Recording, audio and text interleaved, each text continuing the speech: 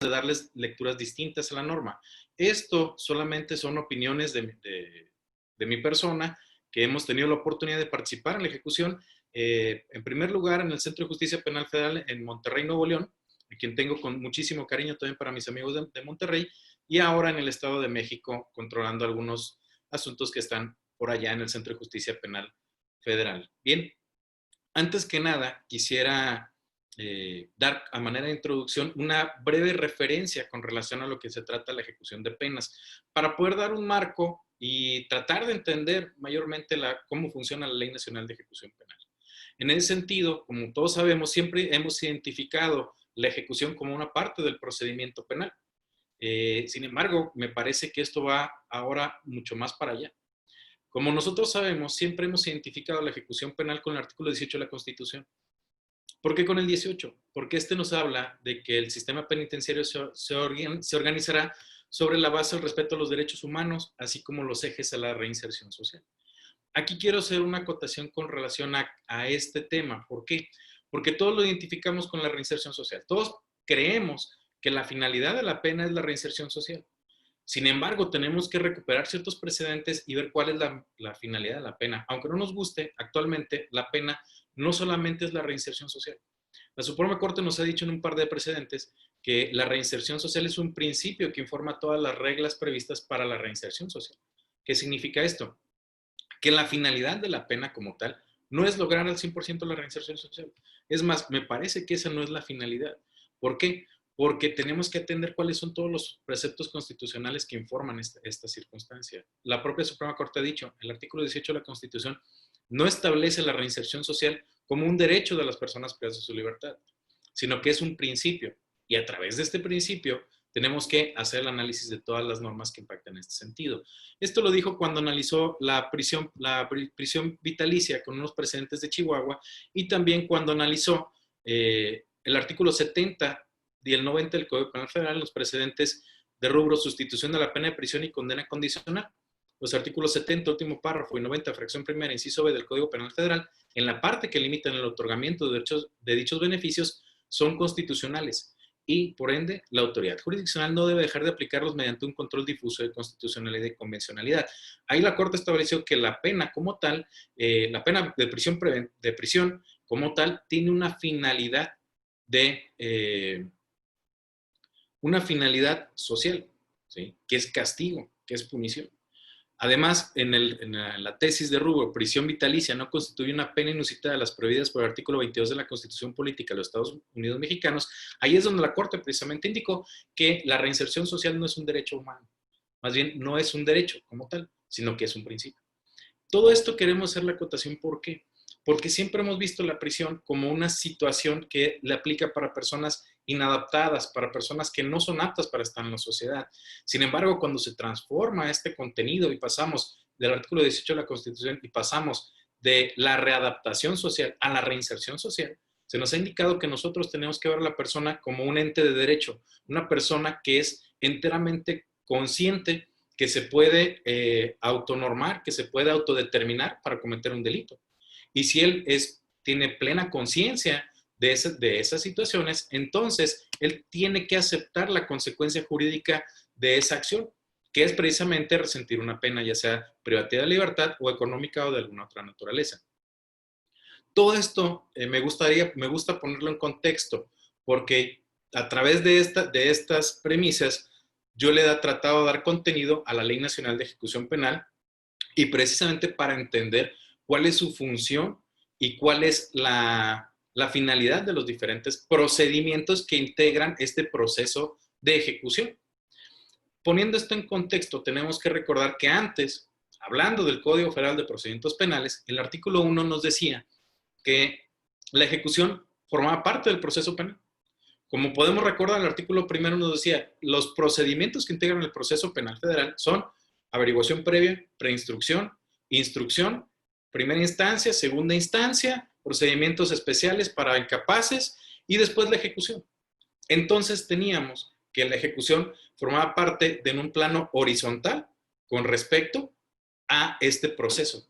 Es decir, si hablábamos de una línea que temporal comenzaba en un punto y terminaba en otro. Y este terminaba cuando se daba plena ejecución a la sentencia, cuando se tenía por compurgadas todas y cada una de las sanciones. Pero el artículo 17 de la Constitución, por ahí tiene un apartado que a mí me llamó muchísimo la atención cuando lo empezamos a analizar, que nos dice que, dice textualmente, 17 de la Constitución, las leyes federales y locales establecerán los medios necesarios para que se garantice la independencia de los tribunales. Y esta frase es la que a mí me llamó muchísimo la atención. Y la plena ejecución de sus resoluciones.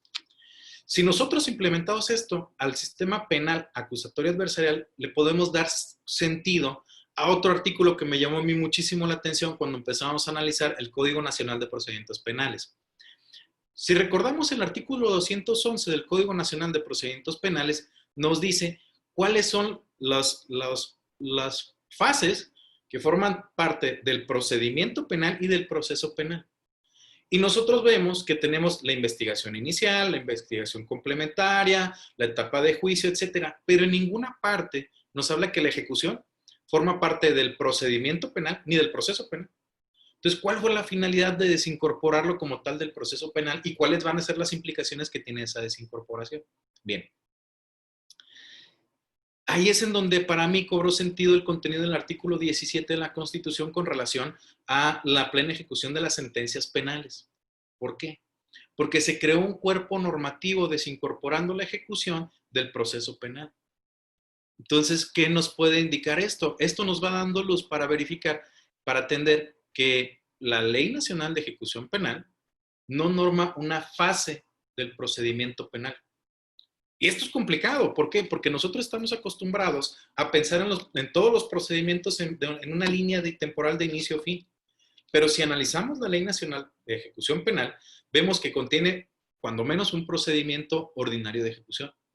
Pero además vienen otros procedimientos. Entonces, aquí esta nueva tendencia choca con las ideas que nosotros tenemos de cómo funciona el proceso penal, que es principio y fin. Y ya que estemos terminando, que ya que hubiéramos terminado de la compurgación de la pena, se tiene por extinta y se terminó. Pero ahora vemos otras circunstancias. También tenemos que recordar una diferencia enorme. Antes, en el proceso penal, el juez era el que se encargaba de darle movimiento al proceso. Él estaba encargado de llevar el asunto a la plena ejecución. Entonces, nosotros venimos cargando con eso. Y ahora nosotros nos damos cuenta que para la Ley Nacional de Ejecución Penal, el juez tiene unas competencias distintas. ¿Cuáles son esas competencias distintas? Si nosotros atendemos el artículo 25 de la Ley Nacional de Ejecución Penal, establece cuáles son las competencias del juez. Y aquí hay una palabra que también tenemos que darle un significativo. ¿Por qué? Porque si no nos podemos enredar. Dice, el juez garantizará, y vienen varios apartados, pero el primero, garantizará los derechos de las partes. Básicamente eso es lo que hace el juez de ejecución. Garantizar que las partes estén en condiciones de poder lograr la plena ejecución de las sentencias. No dice, el juez supervisa la pena. No dice, el juez es carcelero. No, dice, el juez garantizará. Y en México, ¿cómo se garantiza a las partes los derechos? Erigiéndose el juez en un tribunal imparcial que resuelve las controversias. ¿Pero qué tipo de controversias? Pues todas aquellas que se dan tanto para la aplicación de la pena material, es decir, establecer cuándo o cómo se va a ejecutar esa pena, y todas las cuestiones accesorias que pueden nacer con la vida en prisión. ¿Qué significa esto? Que el juez no va a supervisar, el juez no va a estar, a ver, partes, vengan, tráeme los informes, tráeme esto. No, por regla general no, pero sí hay ciertas excepciones. Por regla general, el juez tiene que garantizar, erigiéndose, repito, como un tribunal imparcial. ¿Por qué? Porque esto cobra sentido también con lo previsto en el nuevo modelo de impartir justicia en materia penal. En el nuevo modelo de impartición de justicia en materia penal tenemos que los procedimientos son ahora acusatorios adversariales. ¿Qué significa esto? Y esto nos ha costado mucho trabajo a los jueces entender. Quitarnos esta fase paternalista que nos daba el Estado, donde los jueces tenemos que hacer todas las gestiones. Hey, tráeme las pruebas, trae esto, a ver, Ministerio Público, ven para acá, autoridades penitenciarias, infórmame. Y un claro ejemplo, plan de actividades. A ver, vamos a supervisar que esté cumpliendo con el plan de actividades. Creo que no es la parte en cómo se garantizan los derechos de las partes en ejecución. Se garantizan dándoles la oportunidad que en plena igualdad de condiciones diriman sus controversias para que el juez pueda ejercer su acción. Primero que nada, decir el derecho en ejecución y después dictar una determinación y proteger los derechos que se ven afectados.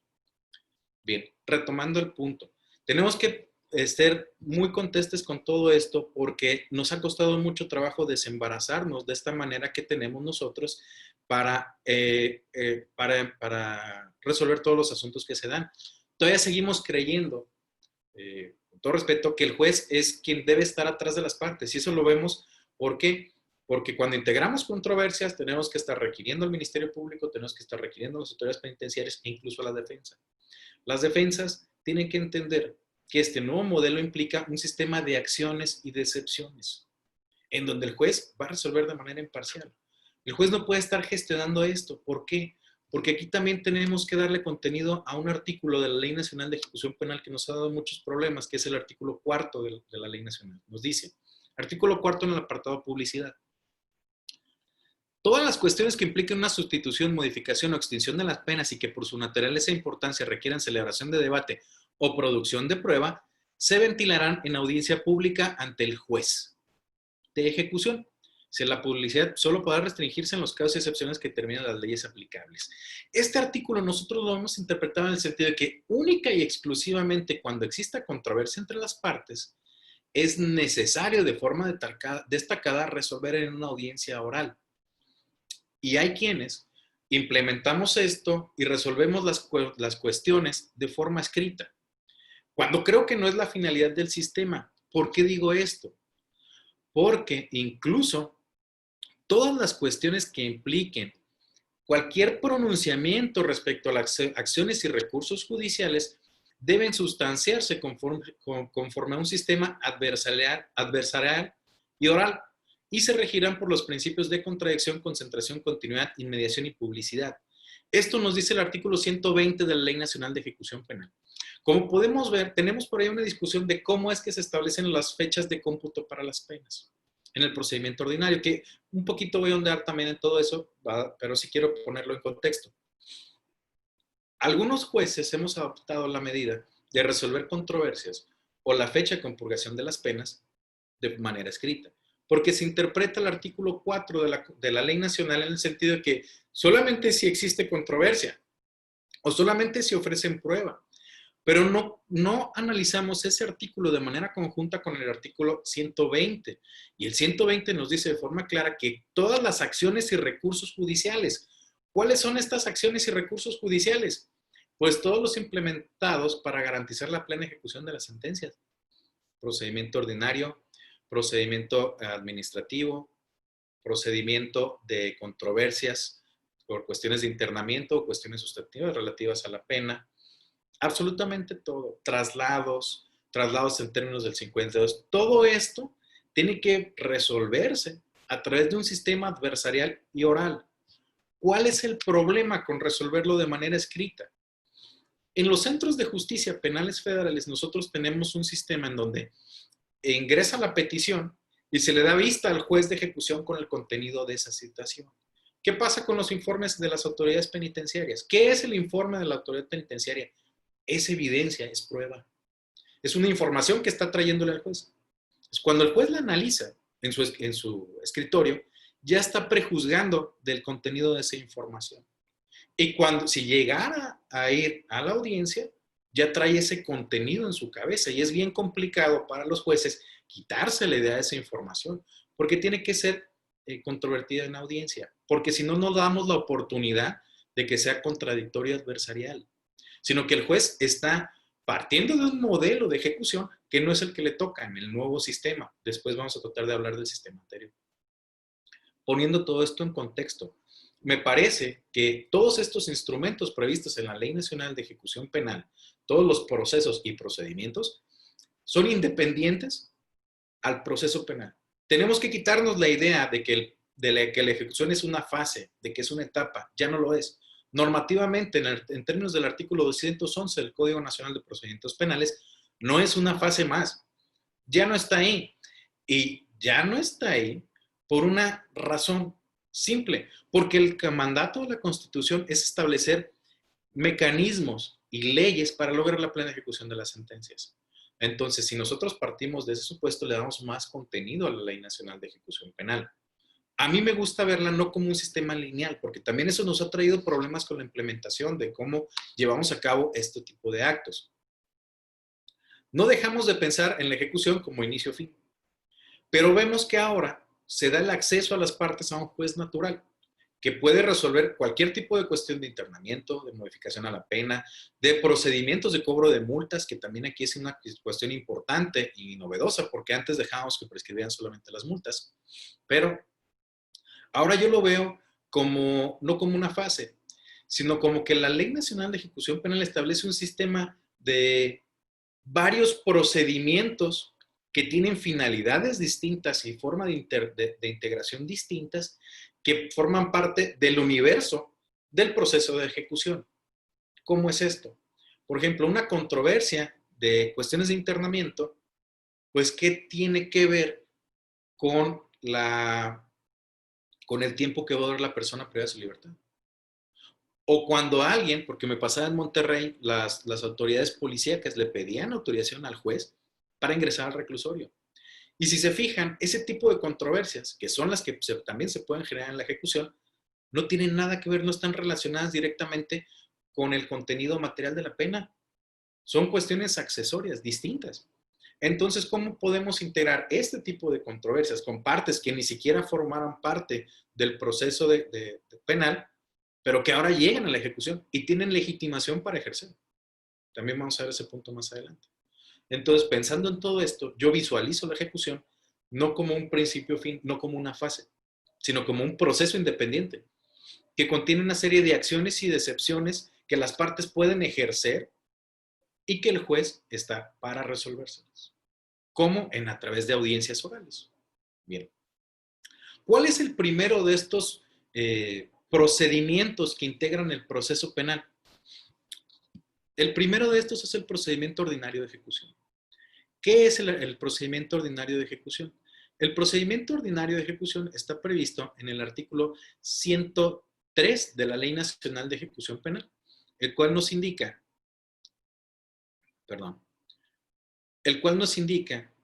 que una vez que se dicta sentencia en el proceso penal, el tribunal de enjuiciamiento o bien el juez de control van a enviarle la sentencia junto con el auto que la declaró ejecutoriada al juez de ejecución. Pero aquí también quiero que pongamos atención en un aspecto. La Ley Nacional de Ejecución Penal está diseñada para crear centros de ejecución que van a estar integrados por más de un juez. Es algo similar a los centros de justicia, donde debe haber un administrador y el administrador es el que instruye todos los procesos para después enviarle el asunto integrado al juez de ejecución para que él se constituya en la audiencia sin tener conocimiento de absolutamente nada de lo que va a resolver. ¿Por qué? Porque así funcionan los procedimientos adversatorios orales. Cuando llegas a la audiencia, no debes de tener conocimiento de absolutamente nada. Pero no lo estamos haciendo de esta forma. Nosotros solicitamos información, la leemos y después vamos a la audiencia. O en ocasiones ni siquiera vamos a la audiencia y solamente resolvemos en nuestros escritorios qué es lo que consideramos que se tiene que resolver con respecto a un tema primordial cuando el señor se va a su casa. Esta es la finalidad del procedimiento ordinario de ejecución. Establecer con precisión, en términos del artículo 103 y 106, cuándo se tendrá por cumplida la pena. ¿Cuál sería la dinámica? Una vez que llega la sentencia que pone fin al asunto y el auto que causa ejecutoria, se le asigna un número. Se recibe y se genera una audiencia en donde antes se pide información. ¿Por qué se pide información? Porque necesitamos establecer con precisión la fecha de compurgación de la pena. Y aquí es bien importante establecer que el artículo 106 de la Ley Nacional de Ejecución, primero el 103. El 103 de la Ley Nacional de Ejecución nos dice, el juez solicitará a la autoridad penitenciaria que en el término de 3 días, remita la información correspondiente para la realización del cómputo de las penas y abonará el tiempo de la prisión preventiva o arresto domiciliario cumplidos por el sentenciado. Y luego el 106 nos dice, el Ministerio Público, la víctima o el ofendido podrán oponerse al cómputo de la pena en caso de que consideren que éste se realizó de manera incorrecta. En tal supuesto, deberán aportar los elementos necesarios para la verificación correspondiente. ¿Qué significa esto? ¿Cómo lo hacemos? Porque nosotros entendemos el contenido de este artículo 106 como un análisis posterior a que el juez ya tomó una decisión. Si es así, le estamos dando una carga. Para empezar, no le estamos dando la oportunidad al Ministerio Público ni a la defensa de que controviertan la información rendida por la autoridad penitenciaria. Porque también tenemos que tener una situación bien clara.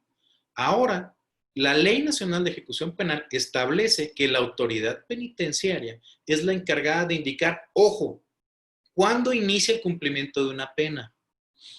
Hay un precedente en el estado de Nuevo León, en donde un pleno de circuito dijo, es facultad exclusiva del juez establecer la fecha de inicio del cómputo de la pena. Esto se dio en un sistema anterior, en la dinámica del sistema donde el proceso penal formaba parte, donde el procedimiento de ejecución formaba parte del proceso penal. Yo discutía con mi amigo, el magistrado que trató este asunto, y decía, no es que es facultad exclusiva en términos de la Constitución, porque dice, la imposición, modificación, imposición, duración y extinción de las penas son facultad exclusiva de la autoridad judicial. Y aquí tenemos una palabra en donde no estamos de acuerdo con su contenido. La duración. ¿Qué debemos entender por duración? Duración creo yo que no es el inicio de la pena. Duración es el límite temporal de la pena. Es decir, la facultad del juez es la de determinar cuándo termina la pena, no cuándo inicia. Porque la facultad de cuándo inicia es de la autoridad penitenciaria. Y este tiene una lógica elemental. En este nuevo sistema, en el procedimiento ordinario, cuando llega la información al juez, él no debe tener idea de qué es lo que está pasando. Él no debe tener esta información previa. ¿Por qué? Porque si no, no puede garantizar erigirse como un tribunal imparcial. Tiene que escuchar a las partes. Entonces, si él no sabe cuántos procedimientos tiene, cuántas sentencias está compurgando, él no tiene conocimiento de cuál es la situación jurídica de este señor. Entonces, por eso se erige una autoridad penitenciaria, en donde dice que es parte procesal también, aquí debemos tener mucho cuidado, en donde la autoridad penitenciaria nos va a decir, juez, este señor empieza a cumplir la pena después de que termine 2 condenas anteriores y comienza exactamente el 1 de febrero de 2021. ¿Ok?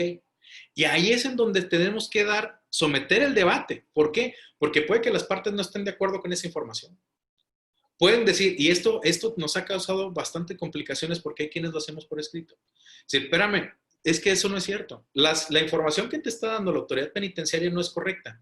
Porque estas otras 2 penas que tú estás diciendo que tengo que cumplir primero son de un homónimo. O esta ya la cumplí. O de esta me absolvieron. Entonces tenemos que esa finalidad del procedimiento ordinario de ejecución, donde a veces consideramos que no hay debate ni producción de prueba, pues lo hacemos por escrito porque es cierto lo que nos dice la autoridad. Y aquí también entramos en otra dinámica. ¿Cómo llega la evidencia al juez en ejecución? Porque todos nos hablan de dato de prueba, de traer al testigo, pero ¿cómo valoramos los informes? Son prueba de referencia, pero eso ya será otro tema. Bien, entonces, en este sentido, el procedimiento ordinario de ejecución tiene una finalidad esencial y básica, es darle la certeza a la persona sentenciada de cuándo va a recuperar la libertad, estableciendo con precisión la fecha de compurgación de la pena. Pero además también tenemos que hacerlo conforme a un sistema adversarial y oral, en donde se rigen los principios de contradicción, concentración, continuidad, inmediación y publicidad, a través del cual vamos a valorar la información que la autoridad penitenciaria nos da, pero dándole a su vez oportunidad a la defensa, al Ministerio Público y a las demás partes para que se impongan de esta información de forma previa y ventilarlo todo en una audiencia pública para establecer con precisión cuándo se va a ir la persona a su casa. Nosotros no podemos hacer esto por escrito. ¿Por qué? Porque si no, le estaríamos arrojando la carga a las partes de que si no están de acuerdo, en primer lugar, El juez tomó una decisión sin escuchar a las partes de forma previa. Esto implica que cuando él tome su decisión y se la notifiquen a la defensa o al sentenciado, si le es desfavorable, ¿cómo va a preparar previamente su impugnación?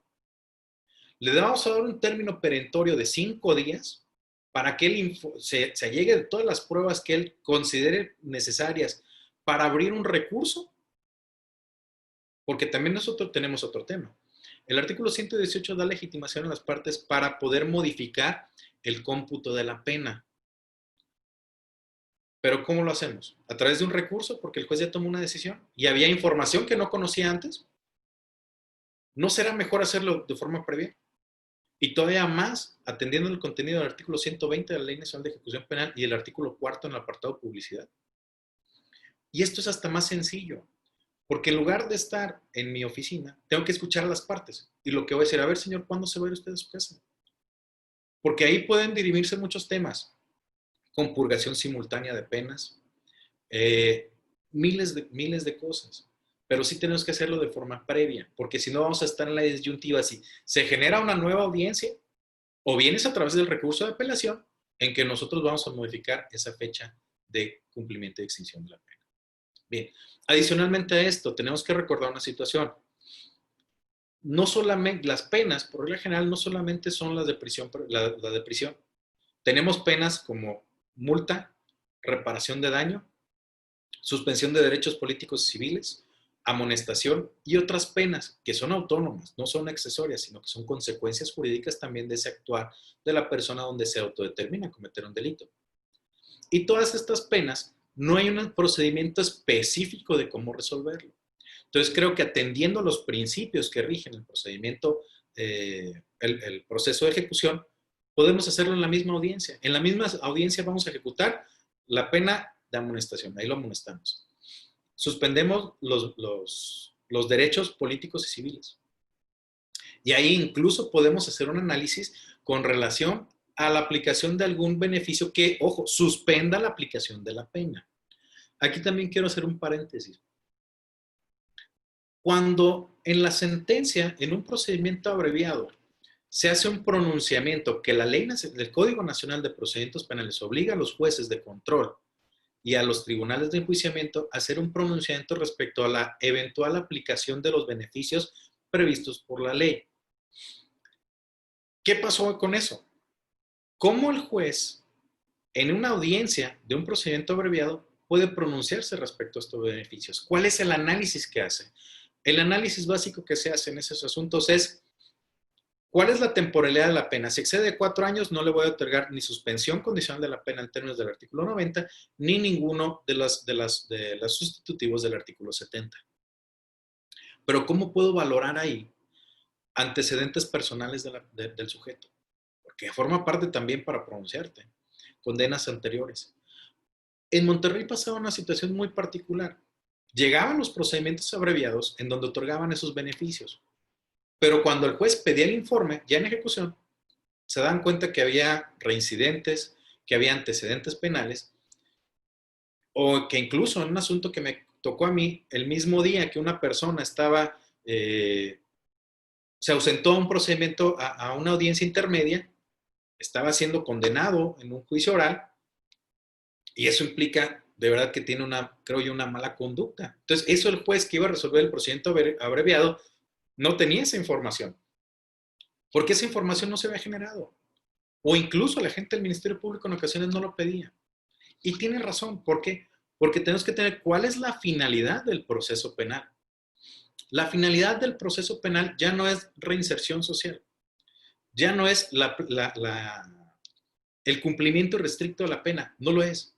El procedimiento penal actualmente tiene como finalidad esclarecimiento de los hechos, procurar que el culpable no quede impune, asegurar reparación del daño, pero en ninguna parte nos dice aplicar beneficios o nos dice reinsertar al individuo, no lo dice. Entonces, la Ley Nacional de Ejecución Penal sí es un instrumento que tiene como finalidad garantizar que la persona tenga acceso a los principios de reinserción social y también a la plena ejecución de las sentencias penales. Entonces, ¿quién puede valorar mayormente si aplica o no aplica un beneficio? Pues creo que es el juez de ejecución. y precisamente escuchando toda la información de las partes. Porque esto también nos da problemas con reversión de carga de prueba. Tratando de beneficios, tal como les mencionaba al principio, la reinserción social no es un derecho, eso nos queda claro. Los beneficios tampoco son un derecho. Y esto nos choca bastante, porque nosotros decimos, bueno, pues es que tiene el derecho al beneficio porque ya cumplí el 50% de la pena, o ya cumplí el 70% de la pena. Pero ¿qué pasa? ¿Qué son los beneficios? Los beneficios son instrumentos de política penitenciaria para fomentar que en la persona se generen la posibilidad de que él haga algo útil estando en prisión. Pero así esto es si él quiere, no lo podemos obligar. Tenemos el contenido del plan de actividades. Plan de actividades viene a ser un requisito previsto en la ley para acceder a los beneficios de sustitutivos de la pena en ejecución. La preliberación y la libertad anticipada y la libertad condicionada. Pero dicen, no lo podemos obligar nosotros a que él cumpla con su plan de actividades. Si él no quiere, no va a hacer absolutamente nada en la cárcel. ¿Por qué? Porque el señor, su derecho no es la reinserción. Su derecho no es el beneficio. Su derecho es que la sentencia se cumpla en sus términos sin exceso ni defecto. Y no es nada más un derecho de él, es un derecho de la sociedad. Entonces, si nosotros le damos un instrumento de política penitenciaria, un beneficio a alguien que siendo completamente consciente y se autodetermina de no querer hacer nada en la cárcel, pues entonces no le doy nada. Y que él cumpla su sentencia completa. Pero si él se autodetermina y contribuye y está ocupado en la cárcel, entonces la ley le da la posibilidad de que esa condena se cumpla en un tiempo menor. Y con esto nosotros podemos llegar a la conclusión de que al modificar esta pena de prisión, lo que estamos haciendo es incentivarlo a la reinserción. Bueno, entonces, como sabemos, el procedimiento ordinario de ejecución tiene como finalidad principal establecer con precisión en una audiencia oral contradictoria con la información que brinda la autoridad penitenciaria y que las partes previamente tienen que conocer y decirle al señor cuando sea a su casa. ¿Por qué es importante que las partes conozcan antes la información? Porque si no, no pueden debatirla. Y como les indico, si nosotros tomamos una decisión de cuándo se va el señor a la cárcel, esta situación, aunque pueda ser modificada, vamos a tener un problema. O obligamos a las partes a generar otra audiencia en donde se tendrá que contradecir una determinación de un juez. O bien los obligamos a irse a un recurso, pero el recurso no va a poder ofrecer pruebas. Entonces creo que es más sano hacerlo a través de estos mecanismos. Y ahí aplicando de manera supletoria el Código Nacional de Procedimientos Penales, podemos decirle a las partes, háganse descubrimiento probatorio antes. Y ya que ustedes conozcan esa información, se la dan al juez en la audiencia. Y el juez en la audiencia toma una decisión. Y ahí ejecuta el procedimiento ordinario de ejecución. Aquí es importante hacer la acotación de que la sentencia que se dicta en el procedimiento ordinario de ejecución no causa ejecutoria. ¿Por qué? Porque esta puede ser modificable con base en información que se trae después o incluso en situaciones que pueden surgir después de que tomaste la decisión. Como sabemos, nosotros tenemos un sistema de impugnaciones que mucho tiempo después de que se toma una decisión en ese sentido, puede hasta desaparecer una condena. El juicio de amparo directo, que no es un recurso, que es un juicio autónomo, las partes tienen hasta 8 años para promoverlo. Entonces, si lo condenaron a 10 años por un robo y después lo condenaron a 3 años por otro delito, pero a los 6 años le conceden un amparo que anula la primera sanción, entonces se puede modificar. Y esa información no la podíamos conocer. A eso se refiere la ley nacional cuando habla que podemos modificar la fecha de cumplimiento de la pena. Bien, aquí tenemos una discusión. ¿Qué es lo que va a pasar con ese asunto, con ese expediente? Porque tenemos la disyuntiva en cuanto a que el procedimiento ordinario de ejecución, ¿cuándo se termina? Vamos a hablar de una situación. Hay asuntos que nosotros, hay estados en donde se imponen penas que pueden durar toda la vida natural de una persona. Penas elevadas por secuestro, 30, 40 años.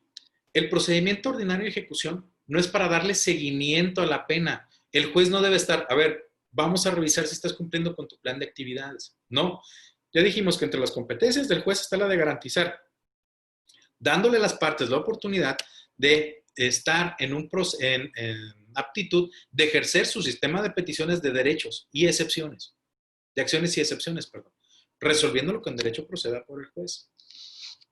Porque tenemos un problema y esto yo dije, a ver, ¿cómo voy a hacer esto? Cuando llego a Monterrey, veo que hay asuntos que tienen penas de 5 años, 4 años, 10 años. Yo dije, Dios mío, yo tengo que controlar este expediente, lo voy a dejar vivo 10 años en un archivo temporal. ¿O qué voy a hacer con ese procedimiento ordinario de ejecución? Esto también implica en medición de cargas de productividad. Porque ¿cómo se va a medir la productividad del juez? ¿Por horas de audiencia? ¿Por ingresos? Vas a tener un parámetro, el ingreso. ¿Y el egreso? ¿Cuándo se da el egreso? ¿Cuándo podemos ordenar el archivo de un procedimiento ordinario de ejecución? Porque tenemos un asunto aquí con el artículo 106, nos dice, ya cuando nos habla de que tenemos que establecer la fecha de cumplimiento de la pena, nos dice, una vez extinta la pena, el juez tendrá que hacer el pronunciamiento respectivo. Es todo lo que dice la norma. Entonces esto nos ha metido en la cabeza esta idea que tenemos del procedimiento de ejecución como fase del proceso penal, de que me lo tengo que quedar 10 años hasta que se cumpla la pena, o hasta que se muera el delincuente, perdón, el sentenciado. Y ahí va a estar. ¿Cómo controlamos eso? Si nosotros lo tenemos en papel, pues hasta va a ser como las suspensas de aquellas órdenes de aprehensión que nunca se cumplían y que estaban integrando los archivos enormes de los juzgados de distrito. Yo recuerdo el juzgado sexto en materia penal cuando comenzaba hace ya bastantes años, donde teníamos las suspensas y estaban las suspensas llenas de telarañas, porque no tenemos cómo controlar eso.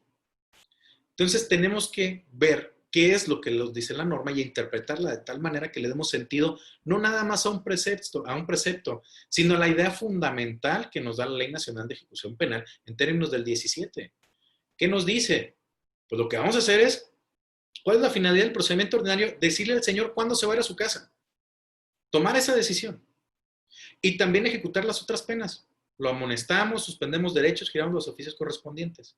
Entonces, cuando nosotros, por ejemplo, una pena que tradicionalmente das privativa de libertad, multa, suspensión de derechos políticos y civiles y amonestación, ¿qué haces en la audiencia? ¿Lo amonesté? Ya lo amonesté. ¿Suspendí sus derechos políticos y civiles? Sí, ya ordené girar los oficios. Ya le dije al señor cuándo se va a ir a su casa. Y ya me dijo, es más, ya me llegó con la multa pagada. O ya me dijo hasta cuándo la va a pagar, porque la ley nos da posibilidad de cambiar la forma de cumplimiento de la multa o dar un término de hasta un año para su pago. Si nosotros ya establecimos con precisión esos parámetros, ¿qué finalidad o qué objeto tiene que nos quedemos con un expediente vivo 6 años de pena? Creo que ninguna. ¿Por qué?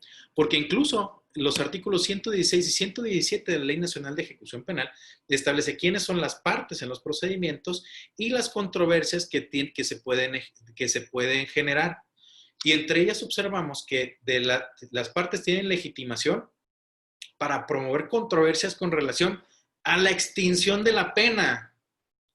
¿Qué significa esto?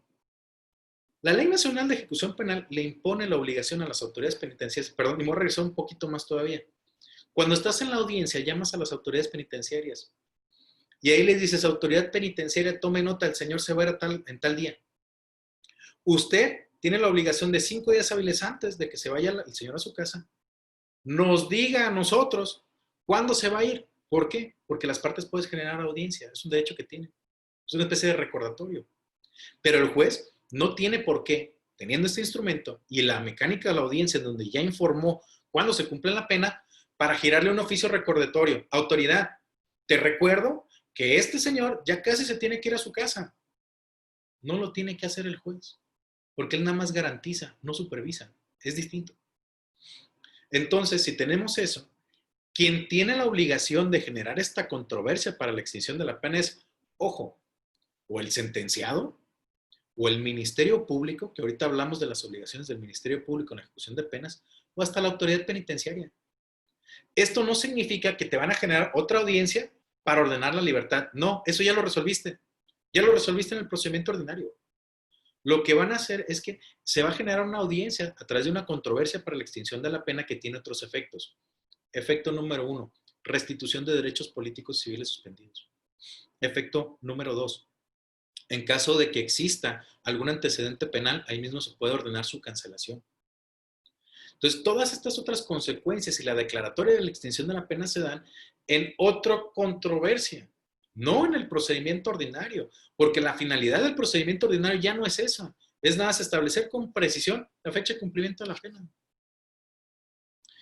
Si lo vemos de esa manera, para nosotros es todavía más sencillo controlar estos expedientes y mucho más fácil para las partes, porque las partes ya se van con lo que les interesa. También he escuchado, y esto lo digo con mucho respeto, cuando empezaba todo esto, se hacía un símil en la ejecución del procedimiento acusatorio adversarial. Y se hablaba de una audiencia inicial de ejecución. Y estas audiencias iniciales, me acuerdo que eran larguísimas, porque en la audiencia el juez de ejecución le decía, a ver señor, mire, usted está aquí porque usted fue condenado por este delito. A usted se le impuso una pena de prisión por este delito y declaró en su contra fulano, sultano, mangano y perengano. Y por eso a usted le dieron tantos años. Y ahí le empezaban a explicar por qué lo habían condenado. Y aquí me hago una pregunta. ¿Que no el señor estuvo presente en su procedimiento abreviado o en su audiencia de juicio? El señor ya sabe qué es lo que pasó. ¿Qué es lo que le interesa al señor? Que le digan cuándo se va a ir y dónde va a estar. Eso es lo que le interesa al procedimiento ordinario de ejecución. No es, llega la sentencia y genera una audiencia. No. ¿Por qué? Porque no vas a tener información. Tienes que darle la oportunidad a las partes de que te generen esa información y no que se la manden al juez que va a resolver, sino que se hagan un verdadero descubrimiento probatorio y que lleguen ellos con esa información e incluso hasta con un acuerdo de cuándo se va a ir el señor a su casa.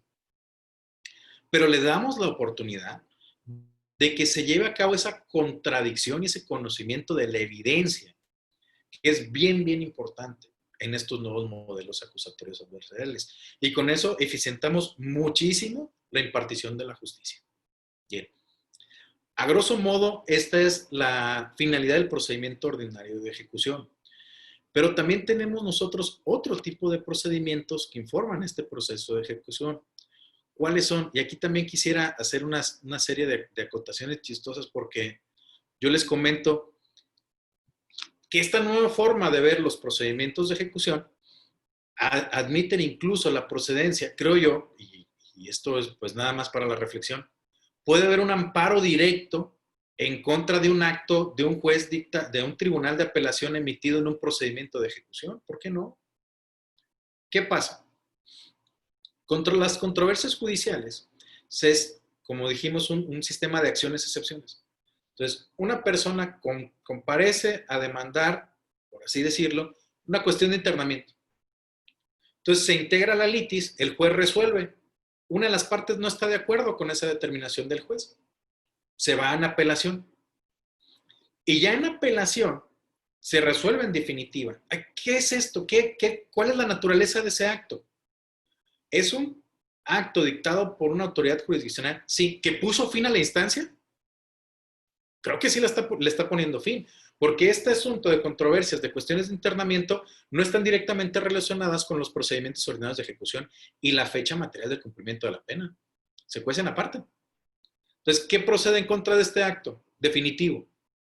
¿Amparo directo o amparo indirecto? O sea, es una nueva forma de ver la ejecución. Es que tenemos que quitarnos muchas ideas que ya tenemos concedidas en nuestras cabezas precisamente para esta situación. Bien, ¿qué otros procedimientos están previstos en la Ley Nacional de Ejecución Penal?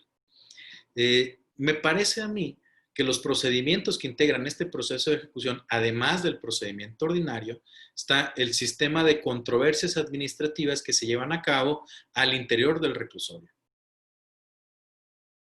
Bien, antes, ¿quiénes son las partes en el procedimiento, en el proceso de ejecución?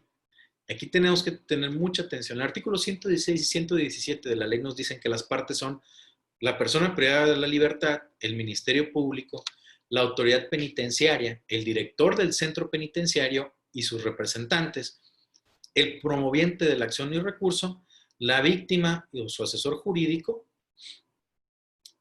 e incluso la ley le da la posibilidad a personas ajenas al proceso penal a ejercer esas acciones. Porque incluso en este sistema de peticiones, los observadores de derechos humanos, cuando estén debidamente registrados, tienen acción para participar dentro del procedimiento de ejecución. Bien. Entonces tenemos que los procedimientos de ejecución son el ordinario, el procedimiento de controversias administrativas, también el procedimiento de controversias judiciales y los traslados ejecutados sin intervención judicial previa y los traslados. Como podemos ver, cada uno de estos tiene sus propias finalidades. Entiendo que en algunas partes, en el Poder Judicial Federal, tenemos también algo que le llamamos CIPES, o también ejecuciones de medidas cautelares, y le damos ciertos nombres, pero creo que esto sería más sencillo de hacer procedimiento ordinario, procedimiento judicial y traslados, porque no necesitamos más. ¿Qué es lo que el juez va a supervisar cuando se trata de medidas cautelares? Porque también esto lo hemos analizado. Existía una discusión con respecto a quién tiene que conocer las cuestiones de internamiento, perdón, quién tiene que resolver respecto a la modificación de las medidas cautelares. En un principio se entendió que era el juez de ejecución quien tenía que analizar la modificación de una medida cautelar. ¿Por qué? Porque la Ley Nacional de Ejecución Penal nos establecía que el juez de ejecución dará un auto de inicio cuando le llegue el auto a través del cual se impone la medida cautelar. Pero tenemos que ver aquí una situación. La medida cautelar de prisión preventiva es una cuestión procesal que forma parte del proceso penal. No de ejecución, sino del proceso penal. Pero aquí viene otra pregunta. ¿Por qué la Ley Nacional de Ejecución Penal nos dijo eso? Y creo que la respuesta es simple. Porque quien va a controlar y resolver, garantizando que las partes tengan el acceso a un juez natural, de todas las cuestiones relacionadas con la vida diaria en prisión, que se dan desde la medida cautelar de prisión preventiva, es el juez de ejecución. ¿Qué significa? Cualquier situación relacionada con visita, módulo de internamiento, alimentación, zapatos, todo esto que engloba el que una persona esté privada de su libertad en la medida cautelar tiene que ser garantizada por el juez de ejecución. Ojo, garantizar no es supervisar. El juez no es carcelero. El juez resuelve las controversias que se suscitan entre las partes, garantizando a través de una decisión judicial cuál es el derecho. Entonces, el juez de ejecución empieza la ejecución ahí. Pero este artículo nos dio bastantes problemas y eso nos llevó a la discusión de que el juez de ejecución era quien tenía que modificar la medida cautelar. Después esto se ha ido resolviendo, a los tribunales de apelación que cayeron en las decisiones de que es al juez del proceso a quien le corresponde la modificación de la medida cautelar. Y empezamos con una discusión distinta. ¿Quién tiene que calificar los traslados emitidos en términos del artículo 52 de la Ley Nacional de Ejecución Penal respecto a personas que están privadas de su libertad en prisión preventiva? Y empezamos otra vez la discusión. Yo soy de la idea que es el juez del proceso. ¿Por qué? Porque la medida cautelar de prisión preventiva tiene dos aspectos. Uno, temporalidad y forma de ejecución. Forma de ejecución es en dónde se va a llevar a cabo la medida cautelar. ¿Por qué? Esto es importante. ¿Cuál es la finalidad de la medida cautelar? Asegurar el proceso. Si a la persona, lo ideal es que sea juzgado en el lugar donde esté su proceso. Pero, por algunas circunstancias, a veces están en otros lugares. Cuando se trata de delitos de secuestro, hay un acuerdo general de seguridad pública donde establece que un penal determinado va a conocer de las personas procesadas y sentenciadas por ese delito en Guanajuato. La verdad no recuerdo en qué parte. Pero el lugar también es el lugar donde se va a cumplir la prisión preventiva, es una modificación a la medida cautelar, porque tiene un fin procesal. Bueno, pero esto, ¿cómo nosotros vamos a instrumentar o cómo vamos a garantizar que se puedan resolver apegados al debido proceso todas estas controversias que se dan con traslados, salvo el del 52, con cuestiones de internamiento? ¿Cómo le hacemos? La ley no nos dice, este procedimiento se va a tramitar así. No, nada nos dice, procedimiento ordinario, estos son los parámetros. procedimientos de controversias, y ahí nos establece cómo le vamos a hacer. Y vemos que es muy parecido a una demanda. Uno, establecer las generales de la persona que ejerce. Dos, el relato de la inconformidad. Tres, las pruebas que va a ofrecer o la mención de que no tiene ninguna prueba que ofrecer. Y cuatro, cuando el acto sea susceptible de suspensión, también se puede solicitar la suspensión. Si nosotros vemos eso es una demanda. ¿Y qué nos dice la ley? Una vez que ya está integrado ese escrito de demanda, corremos traslado a las demás partes. ¿Quiénes son las demás partes? Autoridades penitenciarias, Ministerio Público, sobre todo el Ministerio Público. Ahorita voy a tratar de hablar un poco del Ministerio Público porque veo que están poniéndome bastantes preguntas. Entonces, el Ministerio Público, que tiene un rol fundamental en la ejecución. La víctima, cuando también sea un delito que tenga esas características. Entonces, les corremos traslado. Y estas otras partes tienen 5 días para contestar esa acción y ofrecer también las pruebas respectivas. Una vez que está integrada esta litis, porque si vemos eso, es la litis, una vez que está integrado el pleito, se tiene que señalar una audiencia entre los 3 y 10 días siguientes. Y esa audiencia también tiene una dinámica, es una especie de mezcla, citando a un buen compañero juez de Monterrey, un amigo, entre una intermedia y una audiencia de juicio. Porque lo primero que se hace en esa audiencia es que se va a discutir respecto a la admisión hasta aquel momento de las pruebas. Y para la admisión de las pruebas es bien importante una cosa. Esto no nos lo dice la Ley Nacional de Ejecución Penal, pero es una situación fundamental para asegurar el derecho a las partes. Tiene que haber descubrimiento probatorio.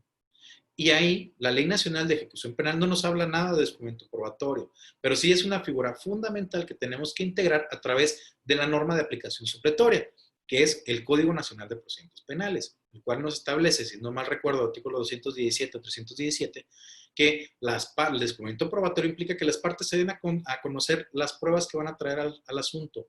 ¿Por qué? Para no tener sorpresas. Entonces llega la audiencia y lo primero que se tiene que analizar es si hubo descubrimiento probatorio y la admisibilidad de las pruebas que se pretenden rendir. Una vez que se pasa este filtro y ya se establece cuáles son las pruebas que se admiten y cuáles no, las partes van a escuchar, el juez va a escuchar la prueba. Y aquí también tenemos bastantes complicaciones, porque ¿cómo escuchamos un informe, un documento? Nos traemos a la autoridad penitenciaria, nos traemos al perito que hizo el examen. ¿Cómo le vamos a hacer? Aquí tenemos que acudir a otro tipo de reglas. Reglas que no están en ningún código. En México no tenemos una codificación respecto a las reglas de evidencias como en otros países como Puerto Rico, en donde se habla también de la prueba de referencia. Y esto, porque ¿cómo lo vamos a valorar? Bueno, tiene pleno valor probatorio porque es un informe que viene de una autoridad, etcétera, etcétera. Aquí ya son otras circunstancias. Aquí es el manejo de la evidencia. ¿Cómo se llega a esa situación? Tratando ese peritaje, tenemos que traer al perito. Bueno, una vez que ya se escucharon las pruebas, las partes van a hacer sus alegatos. Y escuchados los alegatos, el juez va a tomar una decisión. Y una vez que se toma la decisión, viene otra parte, que es la ejecución de esa determinación del juez en esa controversia. Aquí también tenemos una discusión adicional. Cuando se trata de beneficios, yo soy de la idea, y yo así los tramito, de que es con base en las controversias judiciales. Pero todos pensamos en una cosa, y dices, bueno, es un beneficio, por ejemplo, otorgas una libertad anticipada o otorgas una libertad condicionada. La resolviste hoy en la audiencia. ¿Cuándo vas a otorgar la libertad? Muchos compañeros dicen, bueno, es que es la libertad. El derecho que está en juego es la libertad. Y todos nos alarmamos. Pero aquí hay algo que creo que tenemos que ver. Es cierto que está la libertad de por medio, pero esa libertad ya está debidamente afectada por una sentencia, por un acto en donde la persona se le consideró culpable de un delito y se hizo merecedor de la pena. Y esta nueva determinación del juez de ejecución va a modificar la duración de la pena de prisión. Y la Ley Nacional de Ejecución Penal nos dice, en ese capítulo de ejecución, 127 creo, el juez ejecutará la decisión una vez que cause firmeza. ¿Y cuándo causa firmeza la decisión del juez cuando se trata de beneficios? Naturalmente, cuando precluye el derecho de las partes para impugnarse, cuando renuncian al plazo para la impugnación, o bien cuando es confirmada por un tribunal de apelación. Hasta entonces, aunque nos choque esta idea, porque nosotros, es que es la libertad de la persona. No, lo que se está resolviendo no es directamente la libertad de la persona. Lo que se está resolviendo es la modificación de la duración de la pena o incluso hasta su extinción a través de un instrumento de política penitenciaria que es un beneficio, que no es un derecho, sino que es un instrumento premial. Y por ende, como en todos los procesos, las sentencias no se pueden ejecutar hasta que causan estado. No causan estado nomás porque ya las decidieron. Y esto es bien importante. Vamos a suponer, una persona en una controversia judicial se le otorga el beneficio de libertad anticipada. Pero el Ministerio Público no está de acuerdo. Es más, el juez se equivocó. No tendremos que ordenar inmediatamente la libertad. ¿Por qué? Porque las partes tienen derecho de impugnar esa determinación. Y será hasta que cause ejecutoria cuando se puede llevar a cabo su ejecución. Y me van a decir, pero es que la apelación, tratándose de la ejecución de las penas, no suspende la ejecución de esta. No, no la suspende. Pero para que un acto judicial pueda ser ejecutable, tiene que causar estado. Eso es innegable. Bien. Básicamente, una vez que se tiene ya la decisión y que ha causado estado, inicia otra fase del procedimiento de controversias judiciales, que es la ejecución. Esto se da más bien en los asuntos en donde son controversias por cuestiones de internamiento. Porque aquí, ojo, el juez de ejecución tiene unas facultades increíbles, porque puede tomar decisiones no nada más para una persona, sino para toda la forma de vida en prisión. Entonces, cuando llega la parte de la ejecución, la autoridad penitenciaria informa al juez qué fue lo que hizo para cumplir su decisión. Con esa información se le da vista a las demás partes. Si alguien impugna esa decisión, dice, sabes que no está cumplida o se cumplió mal, entonces se llama a una audiencia en donde se escucha a las partes y se resuelve si está cumplida o si hay imposibilidad para el cumplimiento. Cuando existe imposibilidad para el cumplimiento, el juez tiene que establecer una cronología para llevar a cabo la plena ejecución de su determinación. Y una vez que está plenamente cumplida, entonces ya se puede ordenar el archivo de la controversia judicial. Bien, entonces también tenemos otro procedimiento distinto, y les llamo procedimientos porque son, para mí los procedimientos son los que establecen los pasos a seguir para tomar una decisión judicial. Tenemos el procedimiento de traslados ejecutados sin la autorización judicial previa en términos del artículo 52 de la Ley Nacional de Ejecución Penal. Con relación a este tema, yo tengo una opinión muy particular y ahorita voy a tratar de explicarla.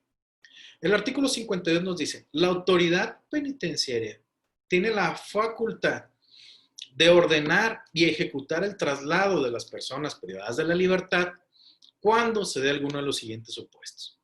El primer supuesto es cuando se trate de garantizar la salvaguarda de la integridad física de la persona presa de libertad por cuestiones de delincuencia organizada, por cuestiones de internamiento para la salvaguarda del centro penitenciario y por otras medidas. Entonces, ¿cuál es la dinámica?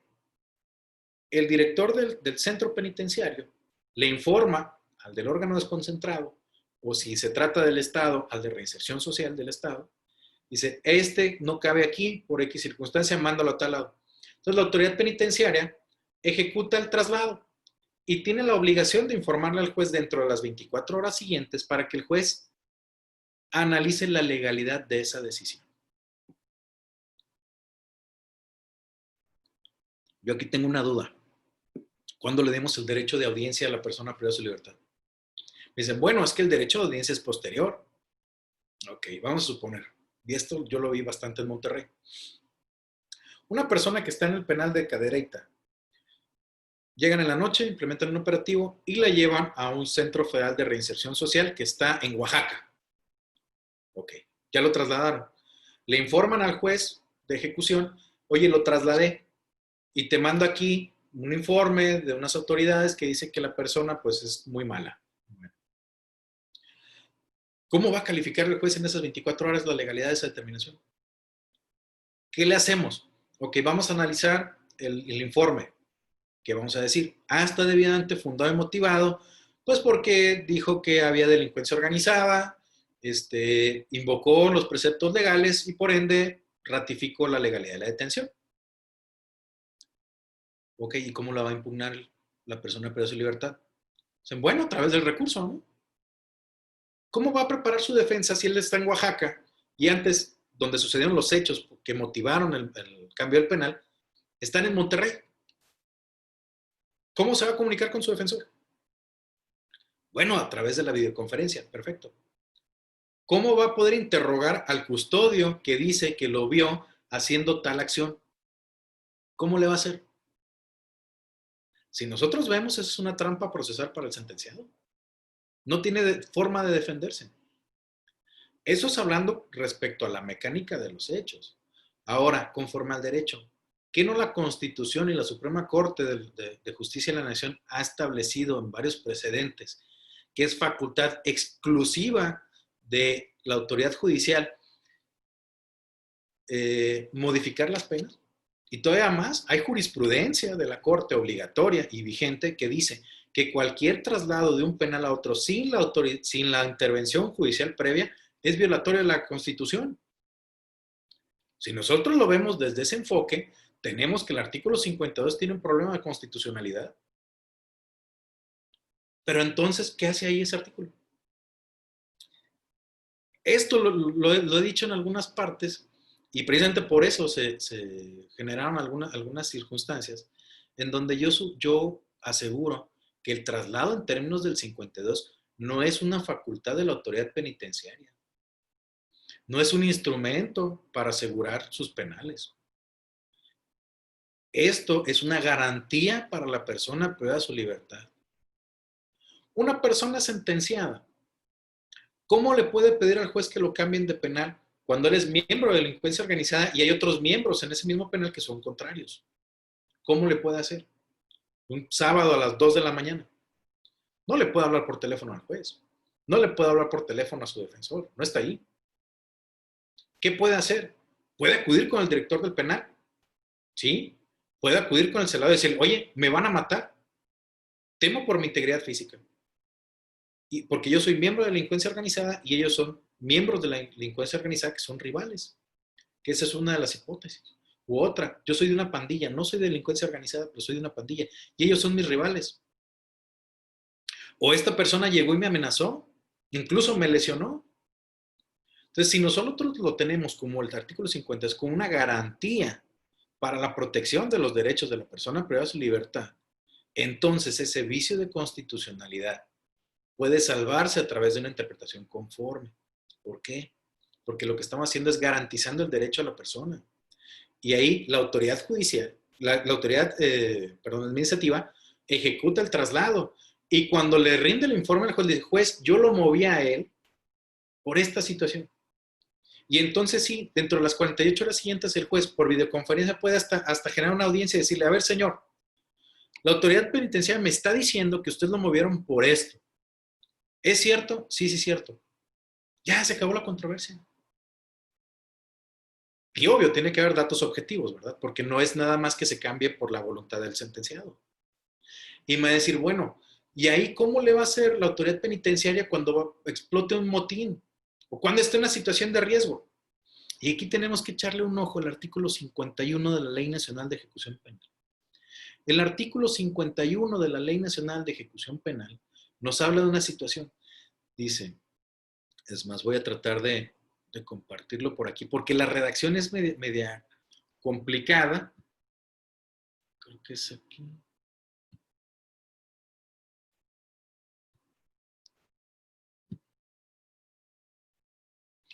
Bien, aquí tenemos.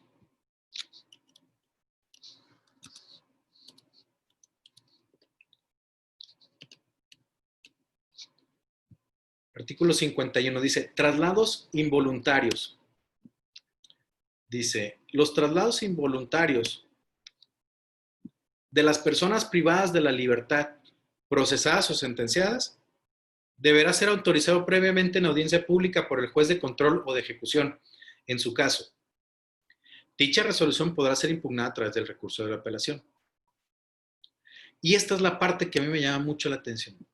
Dice, la autoridad penitenciaria podrá solicitar el traslado involuntario en casos de emergencia por cualquier medio. ¿Qué significa esto? Que la autoridad penitenciaria tiene la facultad para a las 2 de la mañana, por cualquier medio, incluso telefónicamente, pedirle al juez de ejecución que autorice un traslado. Es lo mismo que una solicitud de una orden de aprehensión. Es más, de una técnica de investigación. Así, esa es la única herramienta que tiene la autoridad penitenciaria, desde mi particular punto de vista, para ejecutar un traslado, para mover a una persona por una cuestión de urgencia. El artículo 52 no nos habla de urgencia en ninguna parte. En ninguna parte. El 51 es el único que nos habla de traslados por urgencia. E incluso yo he escuchado a compañeros decir, no, es que tengo traslados de emergencia. Y todo ahí lo metemos en el 52. Pero creo que no es así. Porque si nosotros lo interpretamos de esa manera, lo que vamos a obtener es un vicio de constitucionalidad de ese artículo. Pero bueno, estos creo yo a grosso modo que son los procedimientos que informan el proceso de ejecución y voy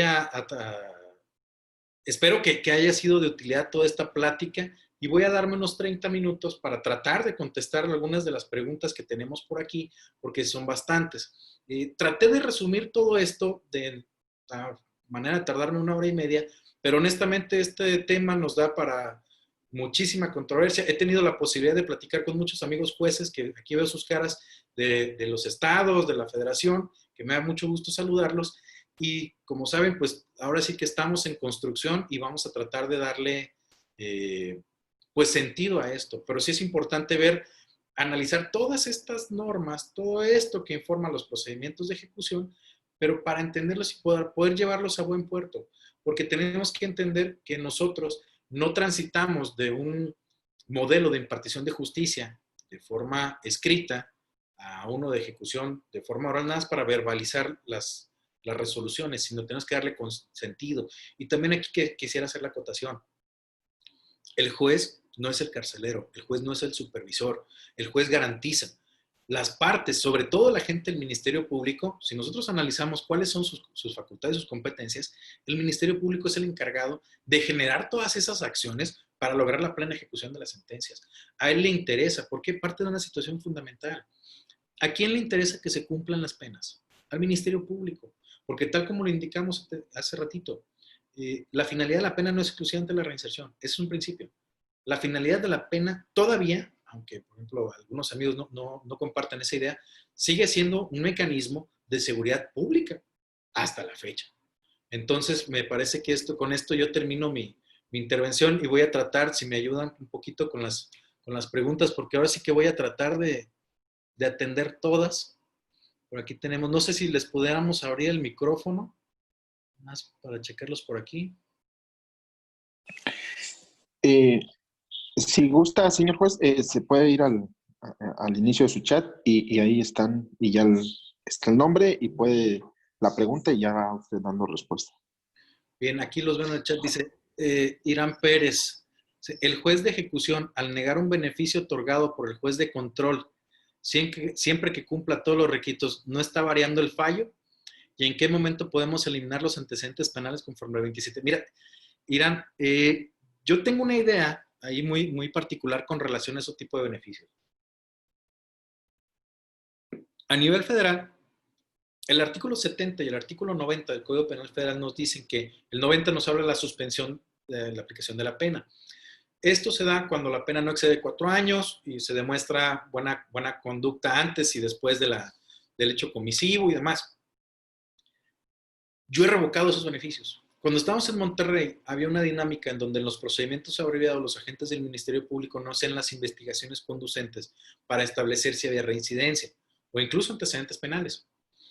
Y llegué a tener asuntos en donde la persona era reincidente, pero la reincidencia, no nada más un antecedente penal, reincidente por el mismo tipo de delitos. Es más, una persona tenía 6 meses que acaba de salir de la cárcel por cumplir una pena por portación de arma y saliendo volvió a pasar lo mismo. Entonces eso es reincidencia. Y la no reincidencia es un requisito para que proceda la suspensión condicional de la pena. Pero ¿qué pasó ahí? El Ministerio Público se fue al abreviado y nunca invocó esa información. Entonces, cuando llegó conmigo, yo tenía que ordenar su libertad. Dije, bueno, ya tengo aquí la información y estoy viendo que es reincidente. La ley, si yo lo suelto, voy a estar ejecutando una determinación fuera de la legalidad. Y todo el mundo me lo dice. Ahí hay cosa juzgada. Dije, me pongo a pensar, ¿habrá cosa juzgada? ¿Por qué? Porque el Código Nacional de Procedimientos Penales establece de forma textual que en las sentencias dictadas en los juicios orales y que aplicando las reglas también para el procedimiento abreviado, nos dice, el juez en la sentencia se pronunciará respecto a la eventual aplicación de los beneficios. ¿Qué significa eventual?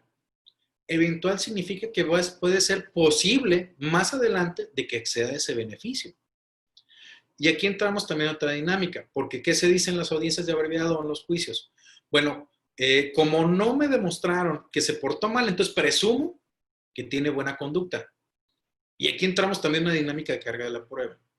Entonces yo dije, bueno, creo que esta locución de eventual, pues me da a mí para decir que yo puedo no otorgarle el beneficio porque hay un impedimento conforme a la ley. La ley no le permite la suspensión de las penas a las personas reincidentes. Entonces yo ahí lo que argumenté en ese asunto fue que, no había cosa juzgada. No había cosa juzgada porque en primer lugar, no hay identidad de partes. Las partes en el proceso penal son diferentes a las partes en el proceso de ejecución. En el proceso de ejecución, uno de los sujetos procesales es la autoridad penitenciaria. Y la autoridad penitenciaria no forma parte del proceso penal. Entonces, como no forma parte del proceso penal, no está en condiciones de rendir esa información respecto a la reincidencia o antecedentes penales. O incluso el Ministerio Público, aunque es su obligación investigarlo, puede que no la tenga. Puede que no la tenga porque es nueva, porque es de otro estado, etcétera, etcétera. Entonces, partiendo de eso, dije, bueno, no se da uno de los requisitos para que exista cosa juzgada. ¿Cuál? Identidad de partes. No hay identidad de partes. En segundo lugar, no hay identidad de objetos. ¿Por qué no hay identidad de objetos? Al proceso penal lo que le interesa es procurar que el culpable no quede impune, el esclarecimiento de los hechos, procurar la reparación del daño. Para el proceso de ejecución no le interesa eso. Si se fijan, al proceso penal no le interesa la reinserción social. Al proceso penal no le interesa la plena ejecución de las sentencias, no le interesa, no forman parte de su ámbito. Materialmente no están ahí contenidos. A lo que le interesa es hecho delictivo y culpabilidad. Y establecer una sanción precisa, el quantum. Pero no le interesa que ese quantum se cumpla sin exceso ni defecto. Entonces, partiendo de ello, dije, no se da cosa juzgada porque no hay identidad de partes ni identidad de objetos. Entonces, aquí me está demostrando que esta persona, aun cuando existió un pronunciamiento eventual con relación al único tópico que puede existir, que es que no exceda de 4 años, pues aquí yo veo que conforme a la ley no procede. Entonces, aunque me digan que es cosa, se pueda pensar que es cosa juzgada, creo que no la hay. Porque incluso voy a ir en contra de la ley ejecutando eso. Entonces, creo que los jueces no podemos ejecutar actos que van en contra de la ley. Y por eso yo consideraba que no había cosa juzgada. Esta situación ha sido muy discutida. A cada rato platico con mis compañeros y no logro convencerlos. Pero yo considero que ahí sí puedo decir, no aplica el beneficio por esta situación. Bien,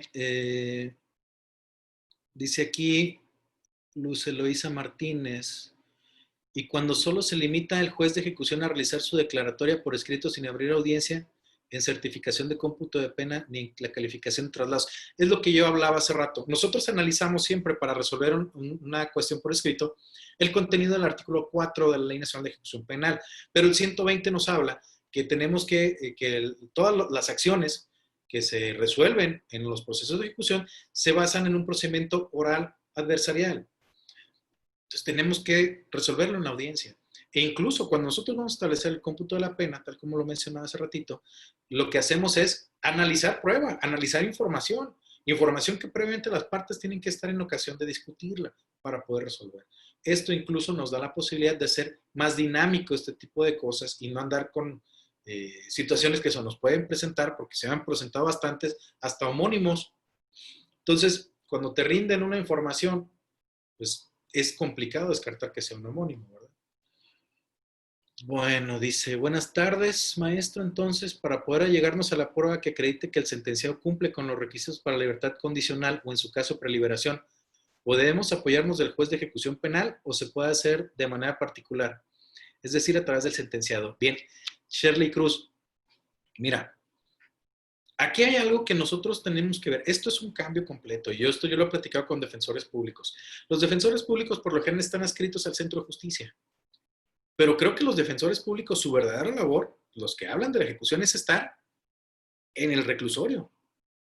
Ahí es donde deben estar. Y ahí es donde tienen la obligación de participar de todo este tipo de situaciones. ¿Qué es lo que pasa? No hablé yo del procedimiento administrativo en el reclusorio por la cuestión de tiempo, pero ¿qué es lo que pasa? Cualquier situación que se da con violación a algún reglamento de internamiento, por las condiciones de internamiento que ocurren cuando el sentenciado no cumple con estas reglas, no es que nada más lo sancionen en automático, no. La Ley Nacional de Ejecución Penal establece que la autoridad penitenciaria tiene que abrir en una audiencia pública y tomar ahí su decisión de decir, a ver, vengan, ¿qué pasó? No, pues que el celador dice que vio al interno haciendo esto. Lo interroga, se lleva una especie de mini juicio ahí en lo administrativo y se toma una decisión. Y esa decisión no se va a ejecutar hasta en tanto la persona privada de su libertad esté conforme con esta, le precluye el término para impugnarla o bien se impugne y sea confirmada por el juez de ejecución.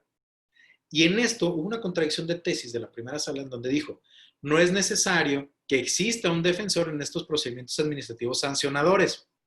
Pero ojo, esa contradicción de tesis que resolvió la primera sala lo hizo analizando un reglamento que ya quedó abrogado y no lo analizó desde la perspectiva de la Ley Nacional de Ejecución Penal.